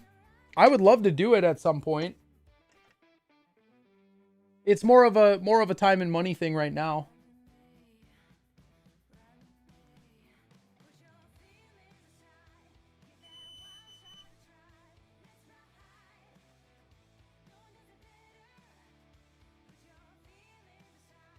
I haven't. I'd let you borrow my race gun? Shock, you got a race gun? You better post that crap in Homestead Heroic, man. I want to see that.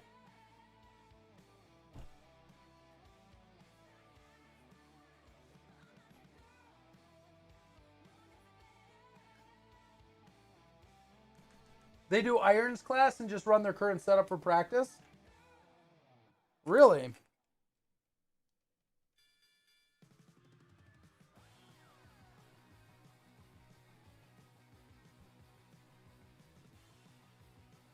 Come on.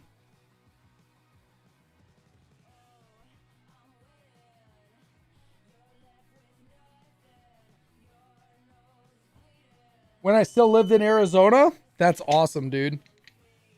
I want to see that race gun, dude.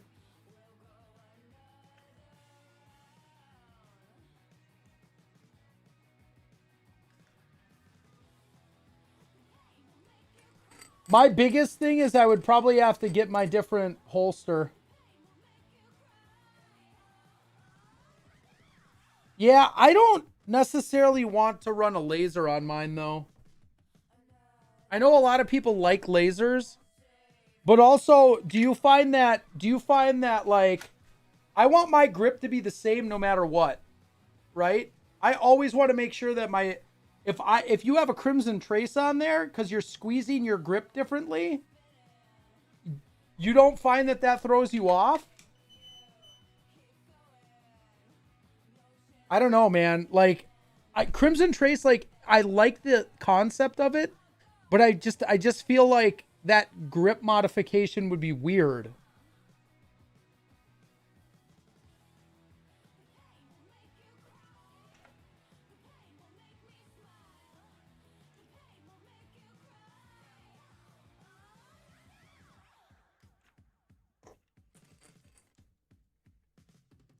But also, you can only have a laser, right? They don't have a light. I think the more important thing, I don't care so much about the laser. I care more about the light. My big thing, I'm a big proponent of rule number 4. Know your target and what's beyond it. And if I'm in the middle of the night and I'm sweeping corners in my house, even with some lights on, I'd rather have a glaring flipping light on there than a laser. It's a factory race gun, Grand Power X caliber. Nothing too special. I am not familiar. I have not looked really into race guns at all because it's not something that's been on my radar. I do way more carry training and stuff like that, but can you post? I think you could maybe post the link in chat. If you can't, DM it to me. Give it a shot. See what happens. You might get timed out. If you get timed out, I'll let you back in. But like, I don't actually know. I don't remember if I shut that off in Nightbot or not.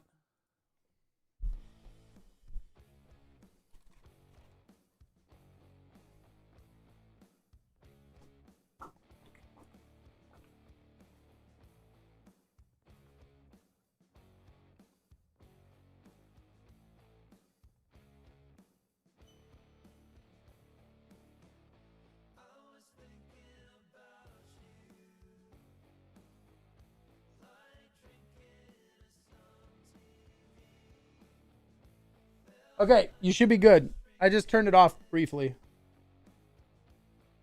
There's always lights on in my house, too. I always have a mag light with my weapon. That's fair. What's up, Genuine News?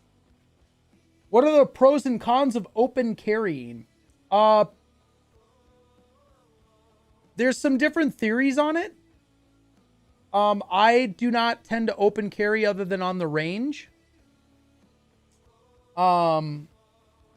I only open carry when I'm like practicing specifically for this setup.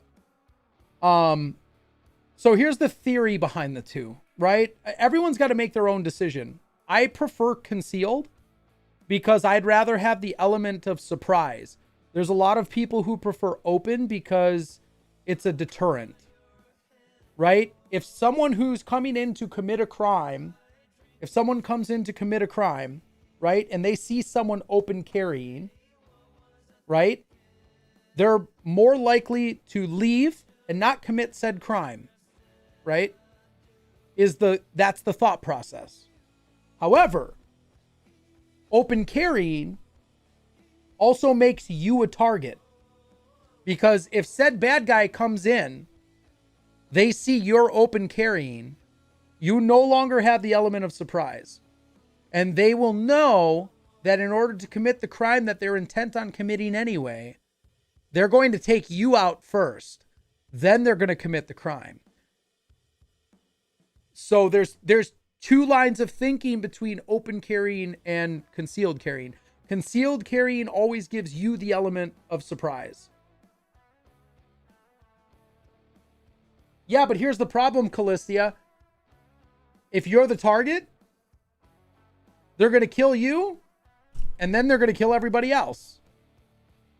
Because let's be real, what are the chances that you're the open carry and there's another concealed carry who's capable enough of doing anything about it. Right? Beaked, have an awesome night, fam. I appreciate you spending the time. So this is why I choose concealed carry over open carry. I would rather have the element of surprise, and I can draw just as fast from concealed as I can from open.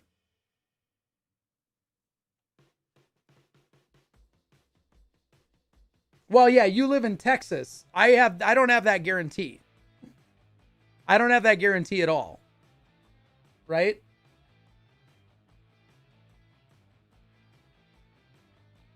So there's two schools of thought on choosing to open carry versus concealed carry.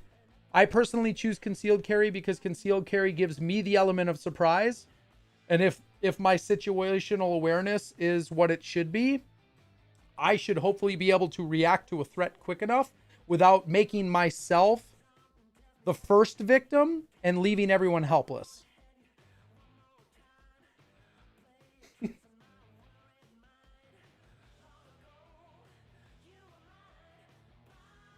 But we all know that you wear a suit coat anyway, so why not just concealed carry, with a harness rig? Right? That would be fine.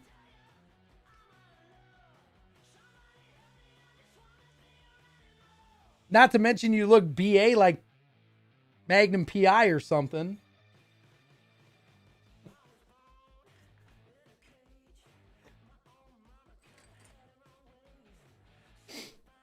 I've had to make reasoning for open, concealed, and off body for lots of folks. Everyone handles it differently. Well, and that's exactly it. Like, you have to make a decision for yourself. At the end of the day, you have to choose what's right for you. No one can choose for you. If you're going to take on the responsibility of carrying a loaded weapon for the protection of yourself and others, you have to decide how you're going to do it and why you're going to do it. You have to provide your context, right? My context is I always want to have the element of surprise. I don't ever want to be the first target. Could potentially make myself the first target by drawing my weapon and telling someone to get on the ground, right? But if they don't know that I have one on me, there's a much higher likelihood that I'm going to be able to react accordingly, and I will have the element of surprise rather than them having the element of surprise. That's my logic behind it. That's why I choose to concealed carry. Have you heard about the Blue Force tracking? You need their transponder to be able to go outside again without being shot by the drones and killer robots. Project Swords. Transponders to protect them. Oh, nope. Definitely not. Wouldn't be surprised, though. Is this why they're putting up 5G everywhere?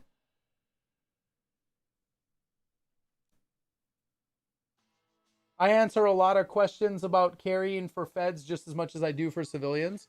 And that's fair. And I think, again, there's a different context for that, right? Like, generally speaking, a federal agent, or a law enforcement agent for that matter, someone who's in law enforcement is usually showing up to a scene because a crime's already been committed. If they're showing up to a scene to prevent a crime or to... If they're showing up to a scene to prevent a crime or to arrest someone before they commit a crime, or maybe they've committed a crime already and they're arresting them anyway, they're coming out weapons drawn anyway, right? So open carrying for them makes sense. I think for civilians, especially considering you're not a law enforcement agent and there's going to be legal ramifications for any sort of self-defense shooting anyway, to me it makes more sense to concealed carry. But again, there's drawbacks to concealed carrying. Folks think LE are gun people. By and large, they're not. Guns are tools. Oh, absolutely. I agree 100%. I suggested to the CEO of our company to allow a handful of people in each of our stores to conceal carry in case. Yeah, I absolutely agree with that. Any place that puts up the "you can't carry in here" sign is immediately a target-rich environment. why do you think we have school shootings?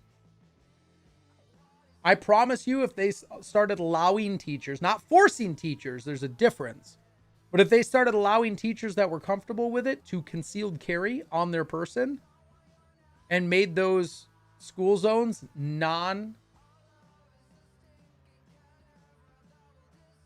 non-target rich environments, we'd have a whole heck of a lot less school shootings. This old lady needs some sleep. Sounds good. Irk, have a fantastic evening. Yep. I do appendix carry personally. I find appendix carry offers the most advantages with the least disadvantages. But I train with both. I train out of this, and I train out of an appendix carry holster as well. I actually trained last time I went up north. I trained out of my appendix holster. Everyone else was running their battle belts. I trained out of my appendix holster, actually. If a teacher will go to training and certification, they can carry at work. Yep, 100%. I agree with that. My logic to them is that with my training, I'm going to be running toward that threat, and it would be nice to have the tools I need to take care of it when I get there. Yes. Yes.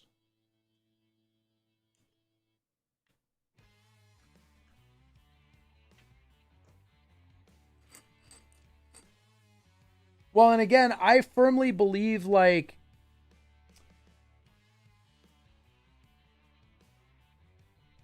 the risk that you run is an irresponsible teacher saying, I'm uncomfortable wearing an inside the waistband or concealed carry holster for 8 hours a day. And then they take it off and they put it in their desk, and a kid gets a hold of it and does something dumb.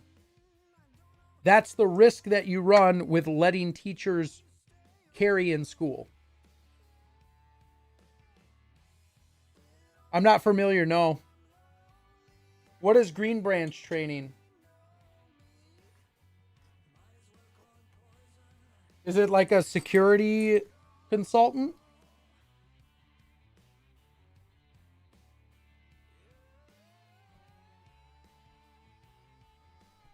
Yes, I agree the teachers would need more training. They would have to be highly motivated to carry. But I know that there are teachers out there who would absolutely do it. And they would train enough to be worthy of carrying. They would train enough to be able to keep their students and themselves safe.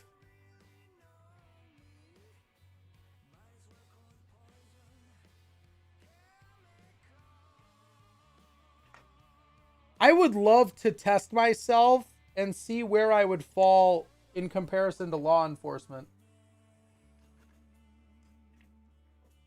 That's something that I've always wondered. Like, what kind of actual training do law enforcement officers get? And how would I, in the training that I have done, how would I compare?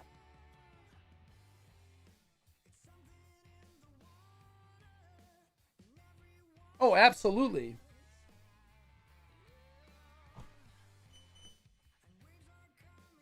They would never be good enough? Well,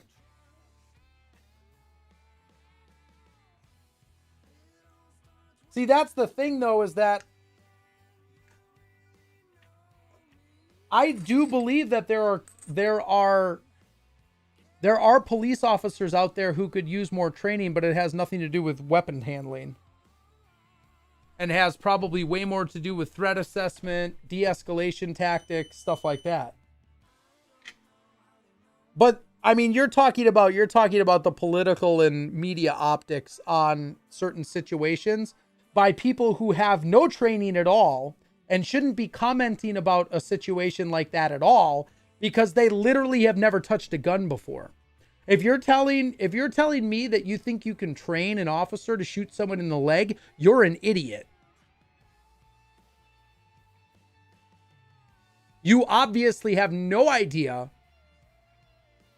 about how guns work, how human physiology works, and the type of training. Like, you couldn't teach a freaking... It's just... The idiocy of it drives me nuts. And there are people out there who act like they're experts in firearms training. And again, I'm by no means an expert, but I've done my fair share. I've done my fair share of training and know that if you think you're going to hit a moving target, especially one that's running towards you in an adrenaline induced situation, and you're going to shoot that target just in the leg to neutralize the threat, you're an idiot. You don't know how ballistics works. You don't understand anything about shooting under high stress. You understand nothing about highly dynamic situations.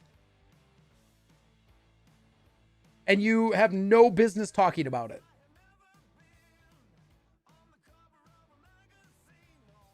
Continued training is heavily affected by cost and time. Yep. Don't have the budget, and if the officer is not pursuing it personally, they'll never do it. Well, and that was something that actually Warrior Poet talked about. He trains a lot of law enforcement officers out of their own pocket. Because their company, they don't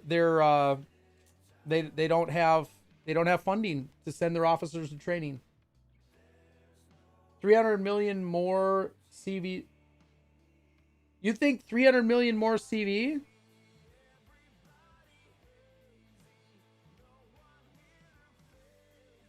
With the countries with the weakest armies? Maybe. Here's what I'm concerned about, Genuine News. You did see that they've been sending out the military all over the country already, right? And they're claiming that it's for coronavirus vaccinations. They're setting up sites all over the place. They're setting up sites all around the country to prepare to distribute the coronavirus vaccine.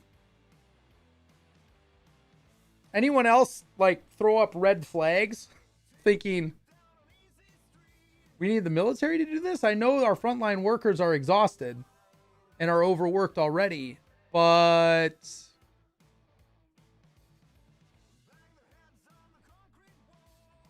hello? Why is the military being deployed? Why not the National Guard? That's crazy to me, Corey. And then you've got, like, honestly, our police department is geared to the teeth. My local PD, they're geared to the teeth. It's crazy. They got everything they could ever possibly want. They're very well funded by our taxpayer dollars. And like hearing that there are departments that literally can't even buy pistols, that's bonkers to me. Offer the job to a veteran that is looking for a job. I bet there are plenty of vets who would happily protect a school. Probably, but they can't be everywhere at once. Oh, that's what I said, Callisti. I'm not taking that crap. And the human anatomy. Shooting folks in the leg is more than likely going to cause them to bleed out fast. Exactly. That also proved to me that, and especially when Biden said it, I was like, you do realize that the femoral artery runs right here, right? If I'm going to shoot someone in the leg, there's a high likelihood that I'm going to be nicking or penetrating the femoral artery. And it's what, 45 seconds to bleed out?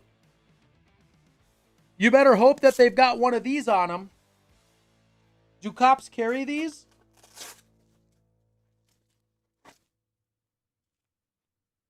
Do cops carry these?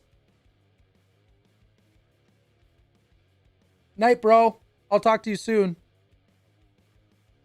Because if they don't carry one of these, that person will likely die. If you shoot them in the leg.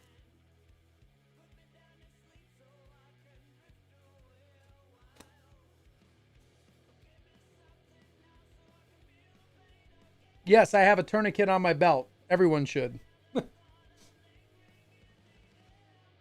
Have a tourniquet. I also have a fire starter, which is kind of weird and has nothing to do with really anything, but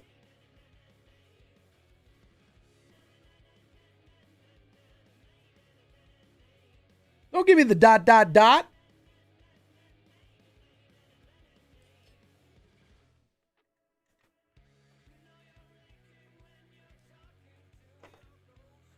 Don't give me the ... I can make a tourniquet out of anything. I mean, that's fair. But why not have one on you anyway? Why not just carry a cat? It's simple. We have individual first aid kits in large enough range bag for those 1 in a million moments. Right. Get some training, bud? Yes, I agree. That is something that I have someone from the gaming community. She's an EMT here locally. I have been meaning to reach out for her. I'm just trying to get a schedule put together. She was gonna come train me on the stop the bleed stuff.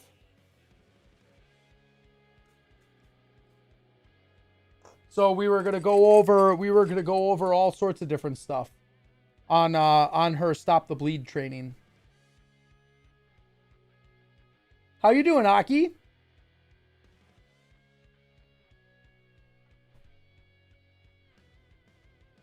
How did that compare to... I'm actually curious how much military training... Dark Angel medical training? Dude, you're like coming up with all this stuff. I'm going to need you to write this down in a DM for me.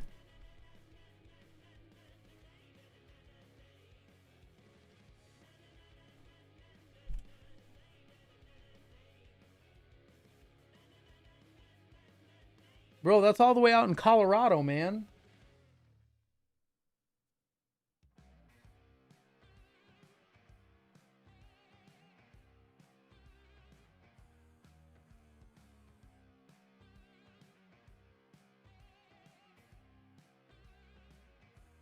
I do want to get an ankle kit. An ankle IFAK.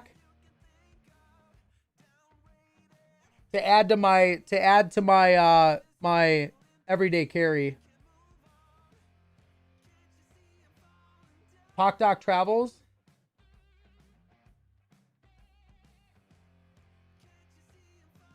So did that all come with your military training, or did that come with your stop the bleed training? I'm assuming that was military training.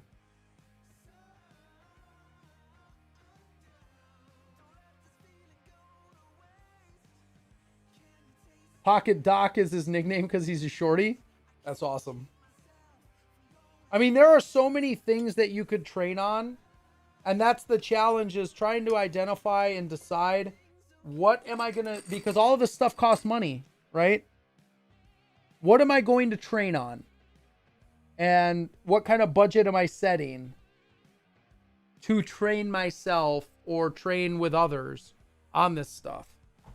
I'll tell you right now that the training I took last time I was up north was insane.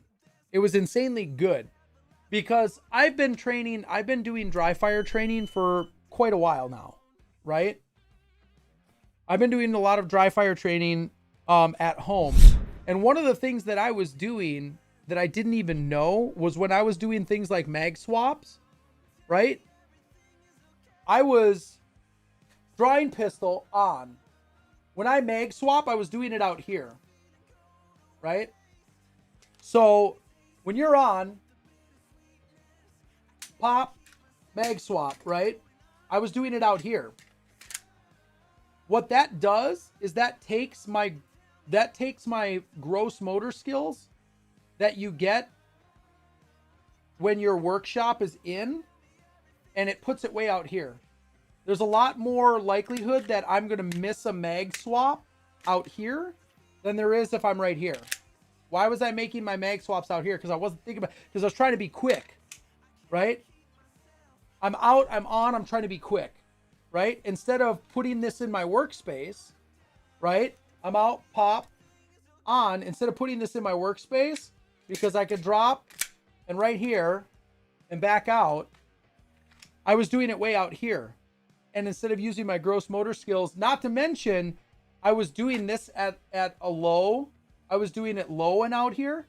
So I had to like, you kind of like look down, right? Instead of having your eyes on target.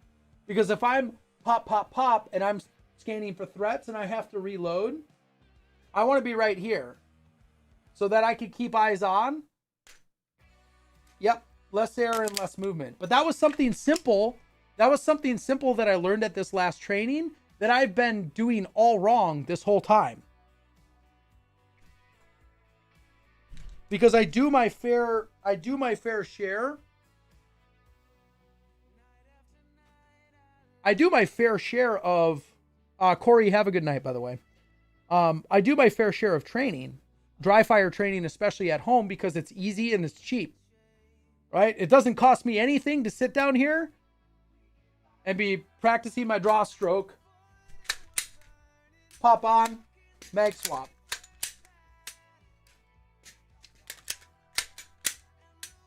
Right? You can run these drills anytime you want, and you can be training anytime you want, and it costs you nothing. You already have the gun. Hopefully you have some extra mags.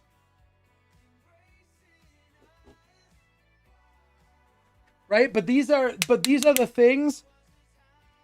These are the little things that I didn't know I was doing wrong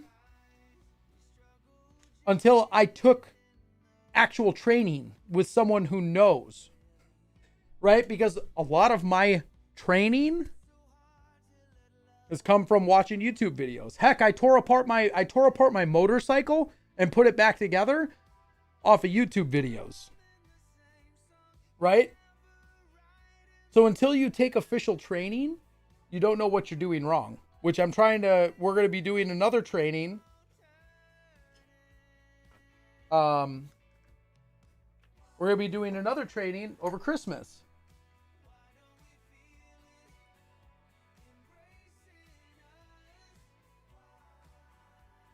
Because I'm sure there's things that I'm doing that are probably wrong with all sorts of other stuff. But that was something that like you watch these videos and you watch these instructions online, but until you have someone actually telling you, no, you're too far out, right? The difference between here and here, when you're looking at a video, and especially when it's happening really fast, isn't a lot, right? That's not a lot of distance, but it makes all the difference in the world when you're doing a mag swap. I had no idea, right? Because I hadn't ever taken formal training before.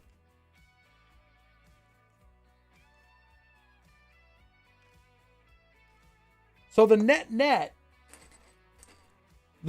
of what you should get out of tonight is take training. It's worth it. Especially important training like handling your firearm correctly and medical training. Right? Bro, I need a haircut so bad. Look at this. Look at this. This is crazy. It's crazy town. This is what you're looking at right here. This is it right here. All right, peeps. I think we're probably going to wrap it so that I can like get through this and actually get it done. The only thing I didn't like about the Stop the Bleed training is I feel it misses a step. Military training will tell you to write the time you put the tourniquet on the patient's forehead. On their forehead? You know what's funny about that? I'm pretty sure that these tourniquets, and that was the benefit of the the cat tourniquet. Check this, dude. Which is something I don't have on my belt that I should have on my belt, actually, as a reminder.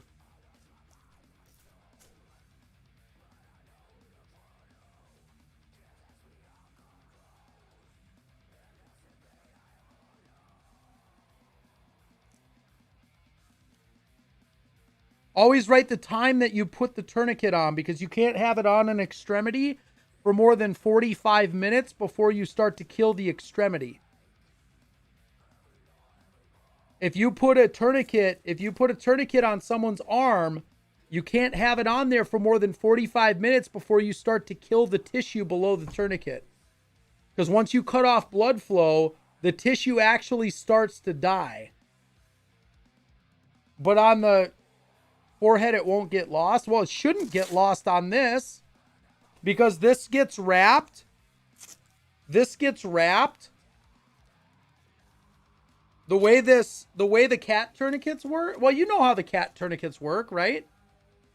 I mean, the way that this is attached, this actually goes across. Like, once you tighten this down and you twist it, once you twist this down,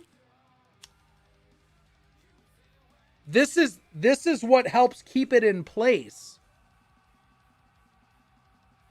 This strap right here is what helps keep the tourniquet in place. So if this fails and if you lose this strap, you're going to have bigger problems than what time you turn it on. Or what time you put it on there.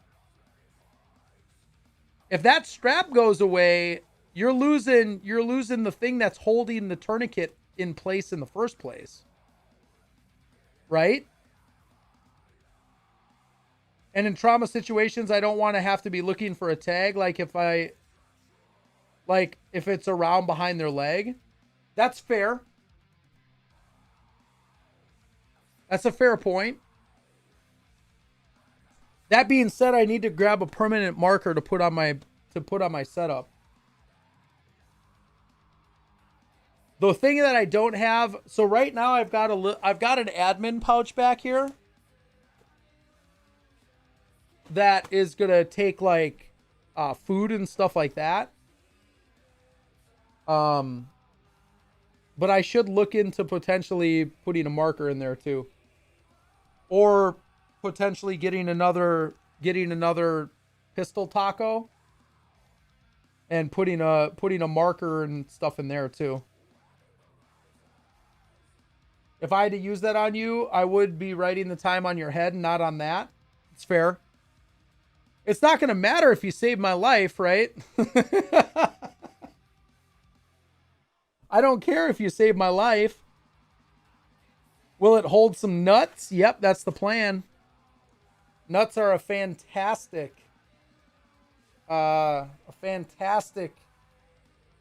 calorie booster.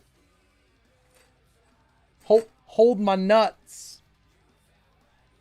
I need you to hold my nuts so I got something to eat later. But yeah, I mean, this is pretty much it, Pixie. We got a crazy guy loading some bullets here.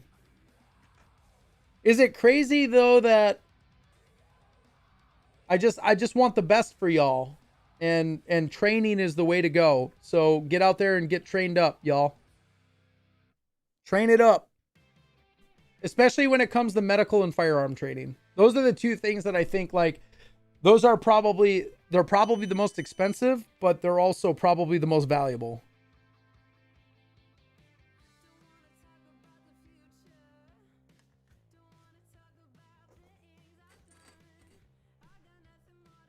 And a crazier one talking to him. And you're not wrong about that. But yeah, those are the two things. I probably should spot check a little bit more. Yeah, we're good. Some of the best things I got out of the military.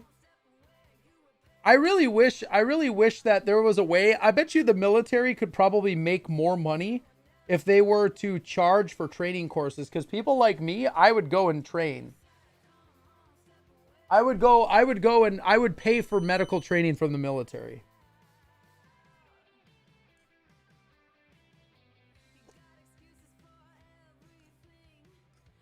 I'm probably in the small minority of people who find that valuable, though. I have bow training, CPR, and know how to make medicine from nature. My hubs was a tanker and field medic in the Army. That's awesome. I actually need to re-up on my CPR training too. I took CPR training in the Boy Scouts.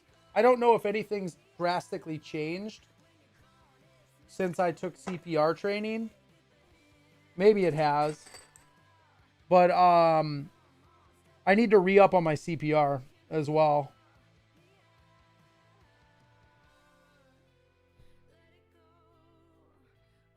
Lots has changed? What do you mean literally all of it? All of it has changed in the last 20 years? When did you get your medical training? You've been out of the service for ages.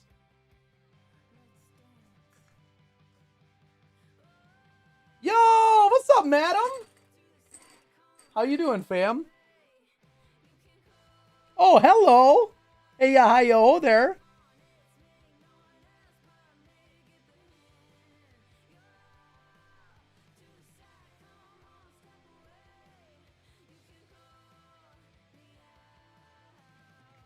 Is harassing the dying patient if it's okay to touch them?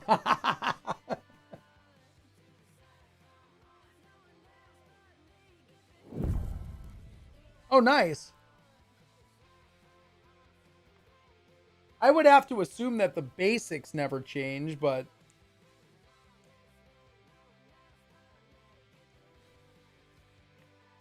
it's still look, listen, feel, right? You still have your trach kit?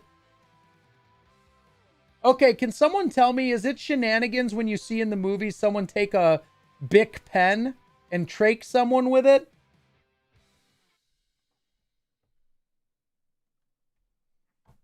I get the heebie-jeebies anytime I see that in a movie. And I always wonder how true it would be to take a Bic pen and literally trach someone with it.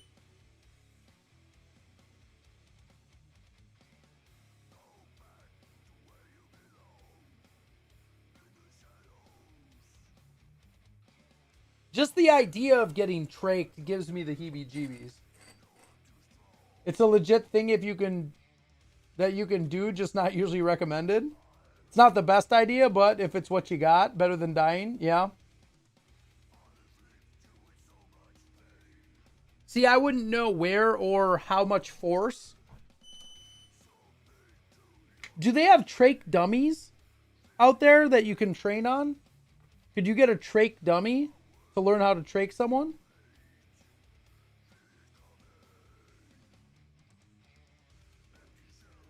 Because I assume there's probably a feel to that. Not only is it the right location, right? But I assume that there's a certain way that it would feel if you do it right versus wrong.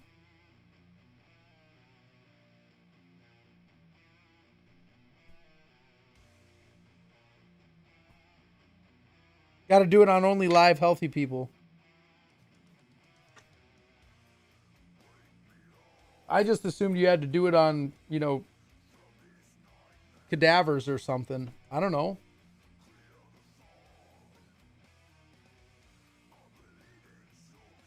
Or fruit. You know how surgeons, especially plastic surgeons, practice, you know, sutures on fruit? Isn't that cadaver labs? I don't know.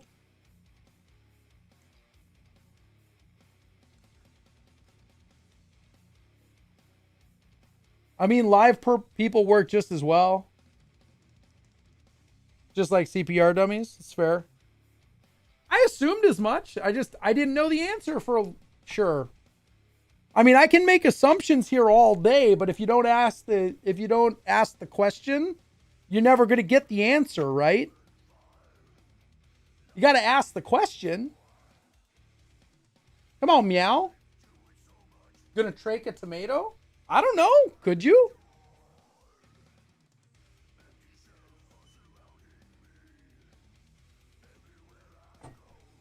Could you practice traching on a tomato? I have no idea. I've never trached anyone before. I've only seen it done in the movies.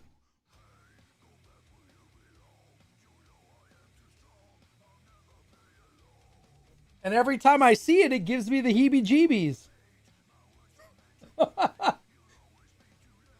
Just the thought of having to trach someone, like... I just hope I never have to. Okay? A, because I'm not trained to do so. And B, because it gives me the heebie-jeebies. I'd learn how to do it if I had to. I just have never made it a priority. It probably should be something I'd learn, honestly. I don't want you doing it to me then, madam. Make sure you're around if it has to be done. Let's make sure madam's around. Someone else do the traching.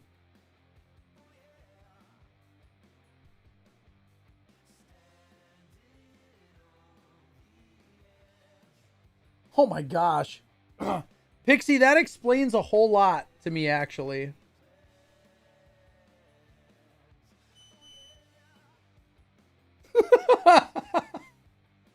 Vet tech is the next best thing to a nurse.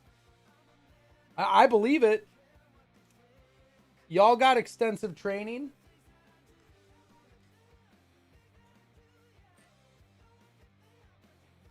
I feel like doctors are probably the most valuable people in a zombie apocalypse, even over soldiers. I would take a mediocre doctor over a good soldier in the zombie apocalypse, especially if I didn't have a doctor. If you ever need to have a zombie apocalypse team, exactly. I'd take a nurse over a doctor.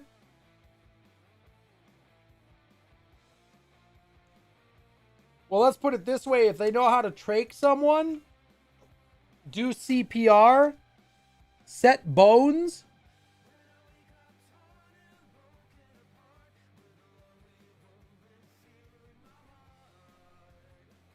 that's the crazy thing to me, Callistia.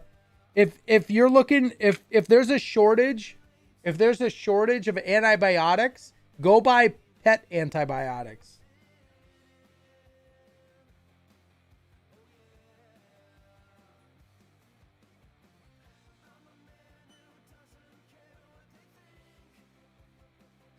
Five or six. At 5 or 6 years old, like, you probably don't know any better that this is odd. So there's nothing to freak out about. Nurses are practice smart. That's fair.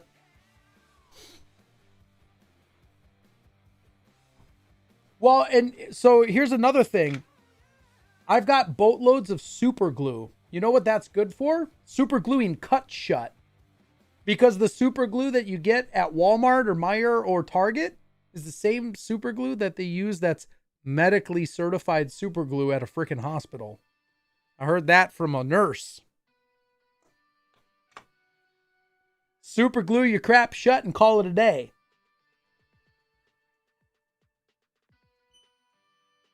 Nurses have the training. Docs, not so much.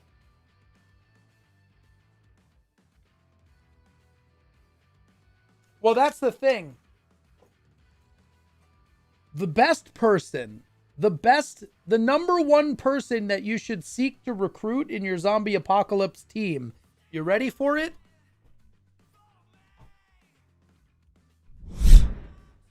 Combat medic. Combat medic. Number one person to recruit for your zombie apocalypse team. Combat medic. Knows how to work under pressure. Knows how to improvise. And has medical training. Go. Combat medic.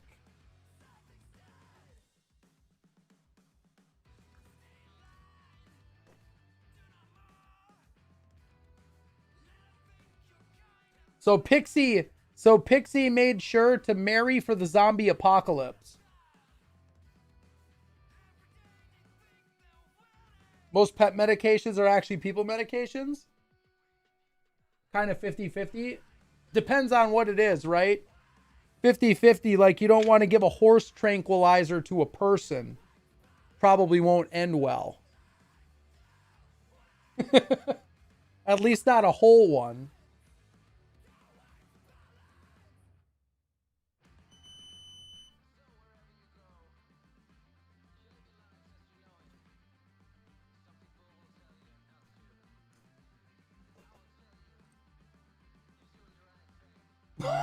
Unless they deserve it. I don't know, maybe. It could be fun. The other thing y'all should be stocking up on is alcohol. Or alternatively, learn how to distill it yourself.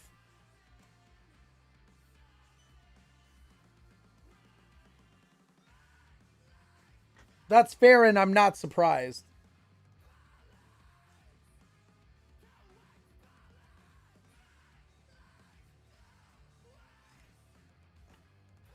Not surprised at all. I know how to make potato vodka. There you go. Well, it's really funny. At one point, my brother had talked about getting a distilling setup.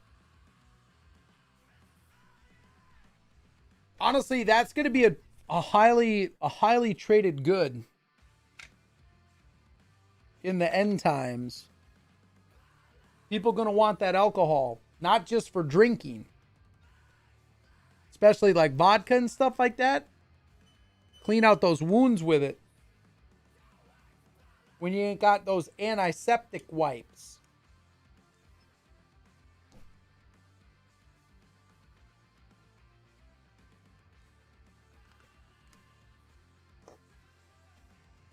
You know what I'm saying? 220 acres, plenty of room for stills.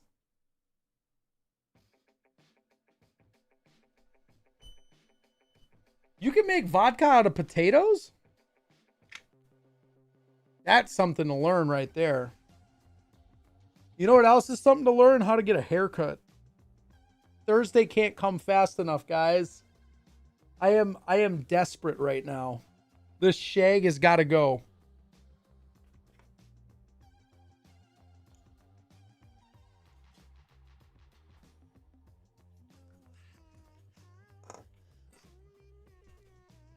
All right, we're almost done, guys. 10 left. 10 left. I could do it for you. Bro, I actually want a hair. I want hair left when I'm done. I want hair left when I'm done. Go medieval knight. Long hair, medieval knight. Nah, dude. I gave one of my best friends crap for years. Literally years. Because he had shoulder length hair when we were in the band.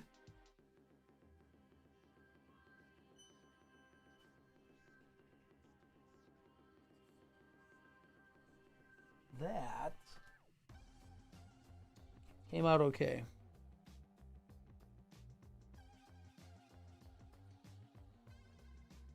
I hope. We're going to see.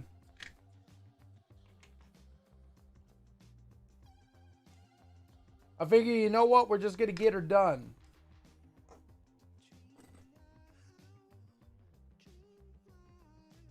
On your face. Excuse me. Woo-wee. Well, thank goodness. Thank goodness I'm in my own home. I hear they're going to make sneezing in your own home illegal. Soon. Long hair on men is beautiful. If I had a close-up camera scene, I'd probably use it right about now. You're not going to ever catch me with long hair. The longest hair I ever had. My hair gets mega curly when it gets long. We have a very different definition of beautiful, I think. See, here's the thing.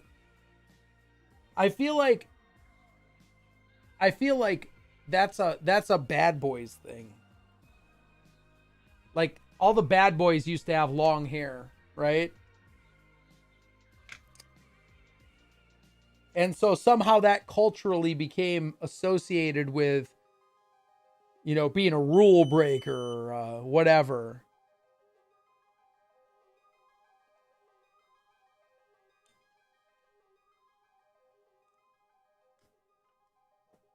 And so women are attracted to that, right? Something I could grab to bash their head in.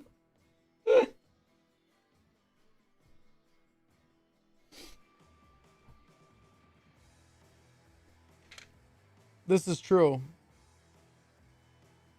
So,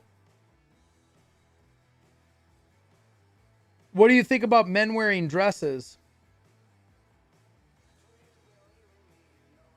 You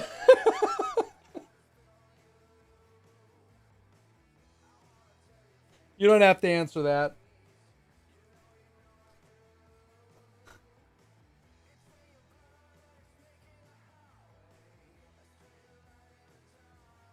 That's true, Pixie. That's true.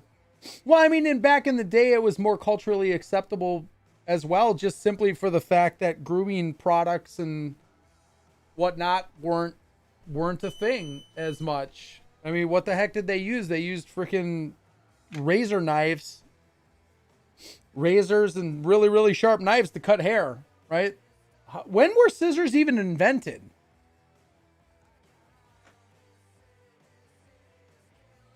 Hey, whatever floats their boat. Kilts are amazing. Do not ever call a kilt a dress. Kilts are not dresses. In fact, kilts as we know them aren't even like, they're symbolic more than anything. Don't ever call a kilt a dress. It's not. Any Scotsman will hang you up for calling a kilt a dress. Kilts are not dresses. I actually looked this up. No, but the freedom is the same. Do you know that they got the Braveheart movie all wrong? Yes.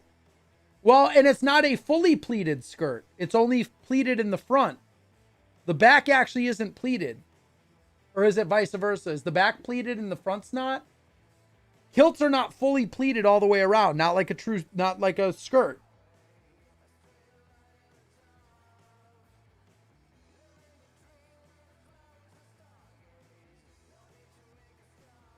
I actually read up on this.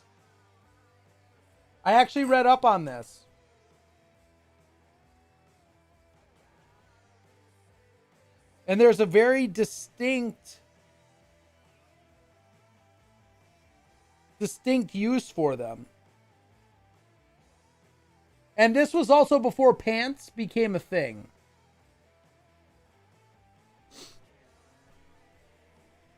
So kilts were around before pants were really even invented. I got extra bullets. Yay me.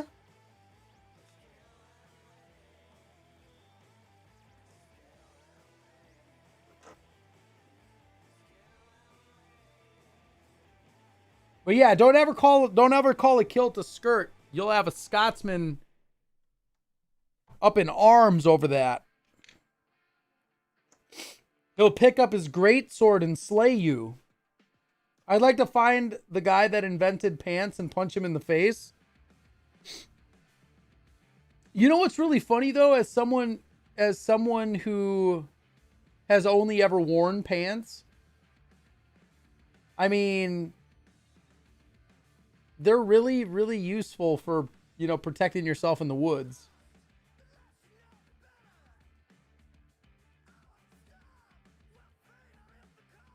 Sure, but you inferred, madam. Simply by mentioning the two in the same sentence, you inferred.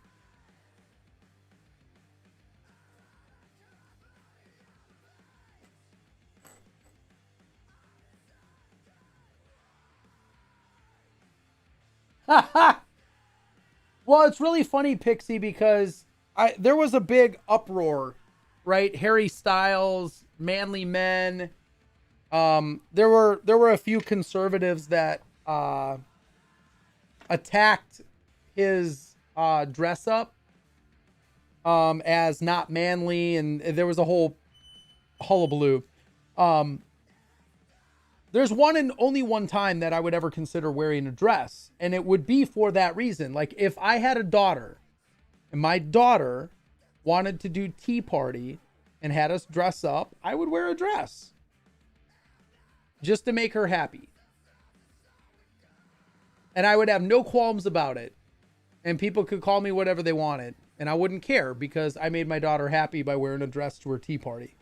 Right? That would be one of the few exceptions that I would make to the general statement that I don't think manly men wear dresses unless you're going to dress up with your daughter and put on a tutu and do ballet or, you know, something along those lines. That's all, that to me is okay. But if you're doing it to make a statement or you're going to walk around in them as a, you know, choice for your daily wear,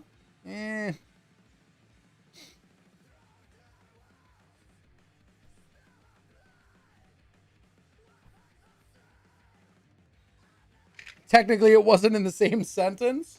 It doesn't matter, madam.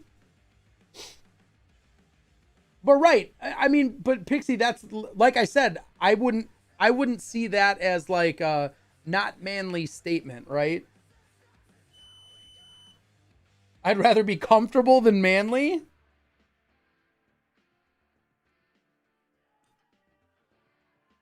Sorry, bro, you're not going to catch me in a dress unless my niece decides I want to go to a tea party.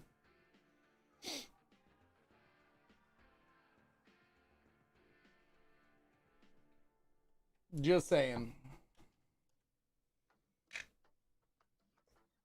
All right, last one, y'all. And I got 2 bullets to spare.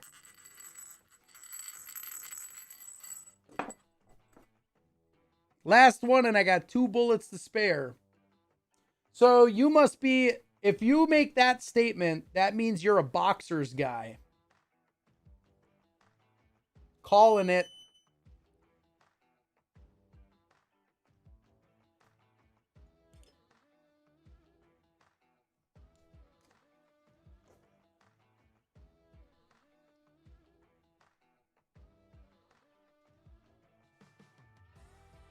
What's her number again? Need to suggest something for... Wait, what?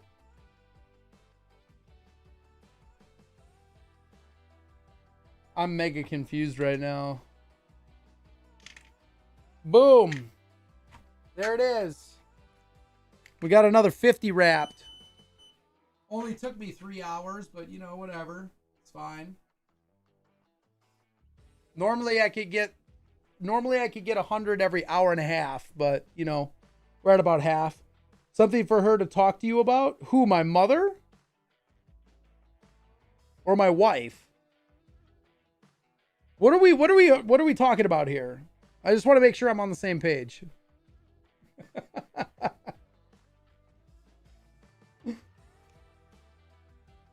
Oh, my niece? She doesn't have a phone. She's not old enough yet. She's 2. So I got a little bit of time yet before we're dressing up for tea parties and stuff like that. All right, y'all. We're going to call it there. I appreciate you guys hanging out, spending some time here in here on the homestead. I almost said dad cave, dude. It's really hard to separate the two. It's really hard to separate the two. Well, I appreciate you guys hanging out on the homestead. We got another 50 done. I am getting pretty close at this point. My pistol primers are running low. Not a boxers guy? Really? I'm surprised. And home on the range. So I got 50. I got 200 primers left. I got 200 pistol primers left. Well, 235. So we got 235 pistol primers left. So we're pretty much almost out of 9mm at this point. It won't take me too much longer to wrap all my 9mm up. Then we get to dive into, I need to finish this brass. I need to trim chamfer. Trim and chamfer this. This is all trimmed and chamfered and ready for prime. So I can prime all this. There's about 300. I got about 300 rounds that are ready for load, which are going to be, those are 223 that are ready for load. And I got another 1,000 here that are needed to be trimmed, chamfered, and then are ready for load as well. Well, okay, yeah, I kind of make some assumptions here, but you know, it's fine. I don't need to know. Okay? I don't want to know. It's a very deeply personal thing, and I'm good. I'm good. So, once we get through the 9, once we get through the last little bit of 9 here, got about 200 rounds. I don't know, I may do that off. I may do that off stream, and then we're going to be in for loading our 223, or at least case prep on the 223, and then eventually, oh, I guessed it. I got it, dude. So we got trim, chamfer, all that kind of stuff, and yeah, I'm gonna be out of primers before I'm out of anything else. I've got plenty of bullets. I got plenty of both FMJs, and I've got these TAC XP hollow points that I still have about 100 of. So the bigger thing that I'm going to run into is I just am out of primers at this point. So, but I've got plenty of primers for 223, so we're going to rock and roll with that. We're going to rock and roll with that next. So I appreciate you guys hanging out. Dude, finding small pistol primers right now is impossible. I have notifications out on most of the major online distributors, and I can't find small pistol to save my life. The interesting thing is that my brother and I are working up a potential small rifle that can go in a pistol. Don't quote me on that, but we're working on, because we've got a lot of small rifle, we don't have a lot of small pistol. So we'll see how that goes. But anyway, appreciate you guys hanging out. We'll be back to next week on Tuesday here on Homestead Heroic. Appreciate your faces. Godspeed, y'all. Be safe. Be diligent. Train hard. We'll see you guys next time.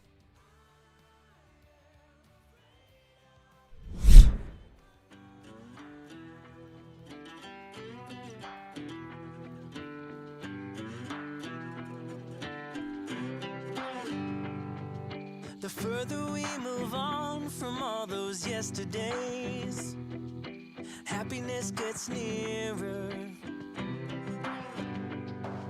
The light that we see closing in so fast ahead, it's hope, it's getting clearer. The more I think of all the tough times we survived, the more it makes me smile. If nothing's broken us, yeah, nothing never will. 'Cause dreams are hard to kill. What is Homestead Heroic? For me, it's a vision, the desire to be self-sufficient, to provide for my family in a way that ensures I'm beholden to no man, to be a little more reliant on God's provision and a little less reliant on the supply chain. The focus is on community, learning, self-reliance, and personal responsibility. Learning from one another, an opportunity to teach, an opportunity to learn. The content of this channel will be focused on many things regarding self-sustainability, homesteading, gardening, reloading, defense training, building, crafting. Many disciplines will be taught, and I have no doubt that many more will be learned. I can't wait to share this journey with you, and I hope you're equally excited to go on it with me. Welcome to Homestead Heroic. Be strong, stay safe, keep the faith, and Godspeed.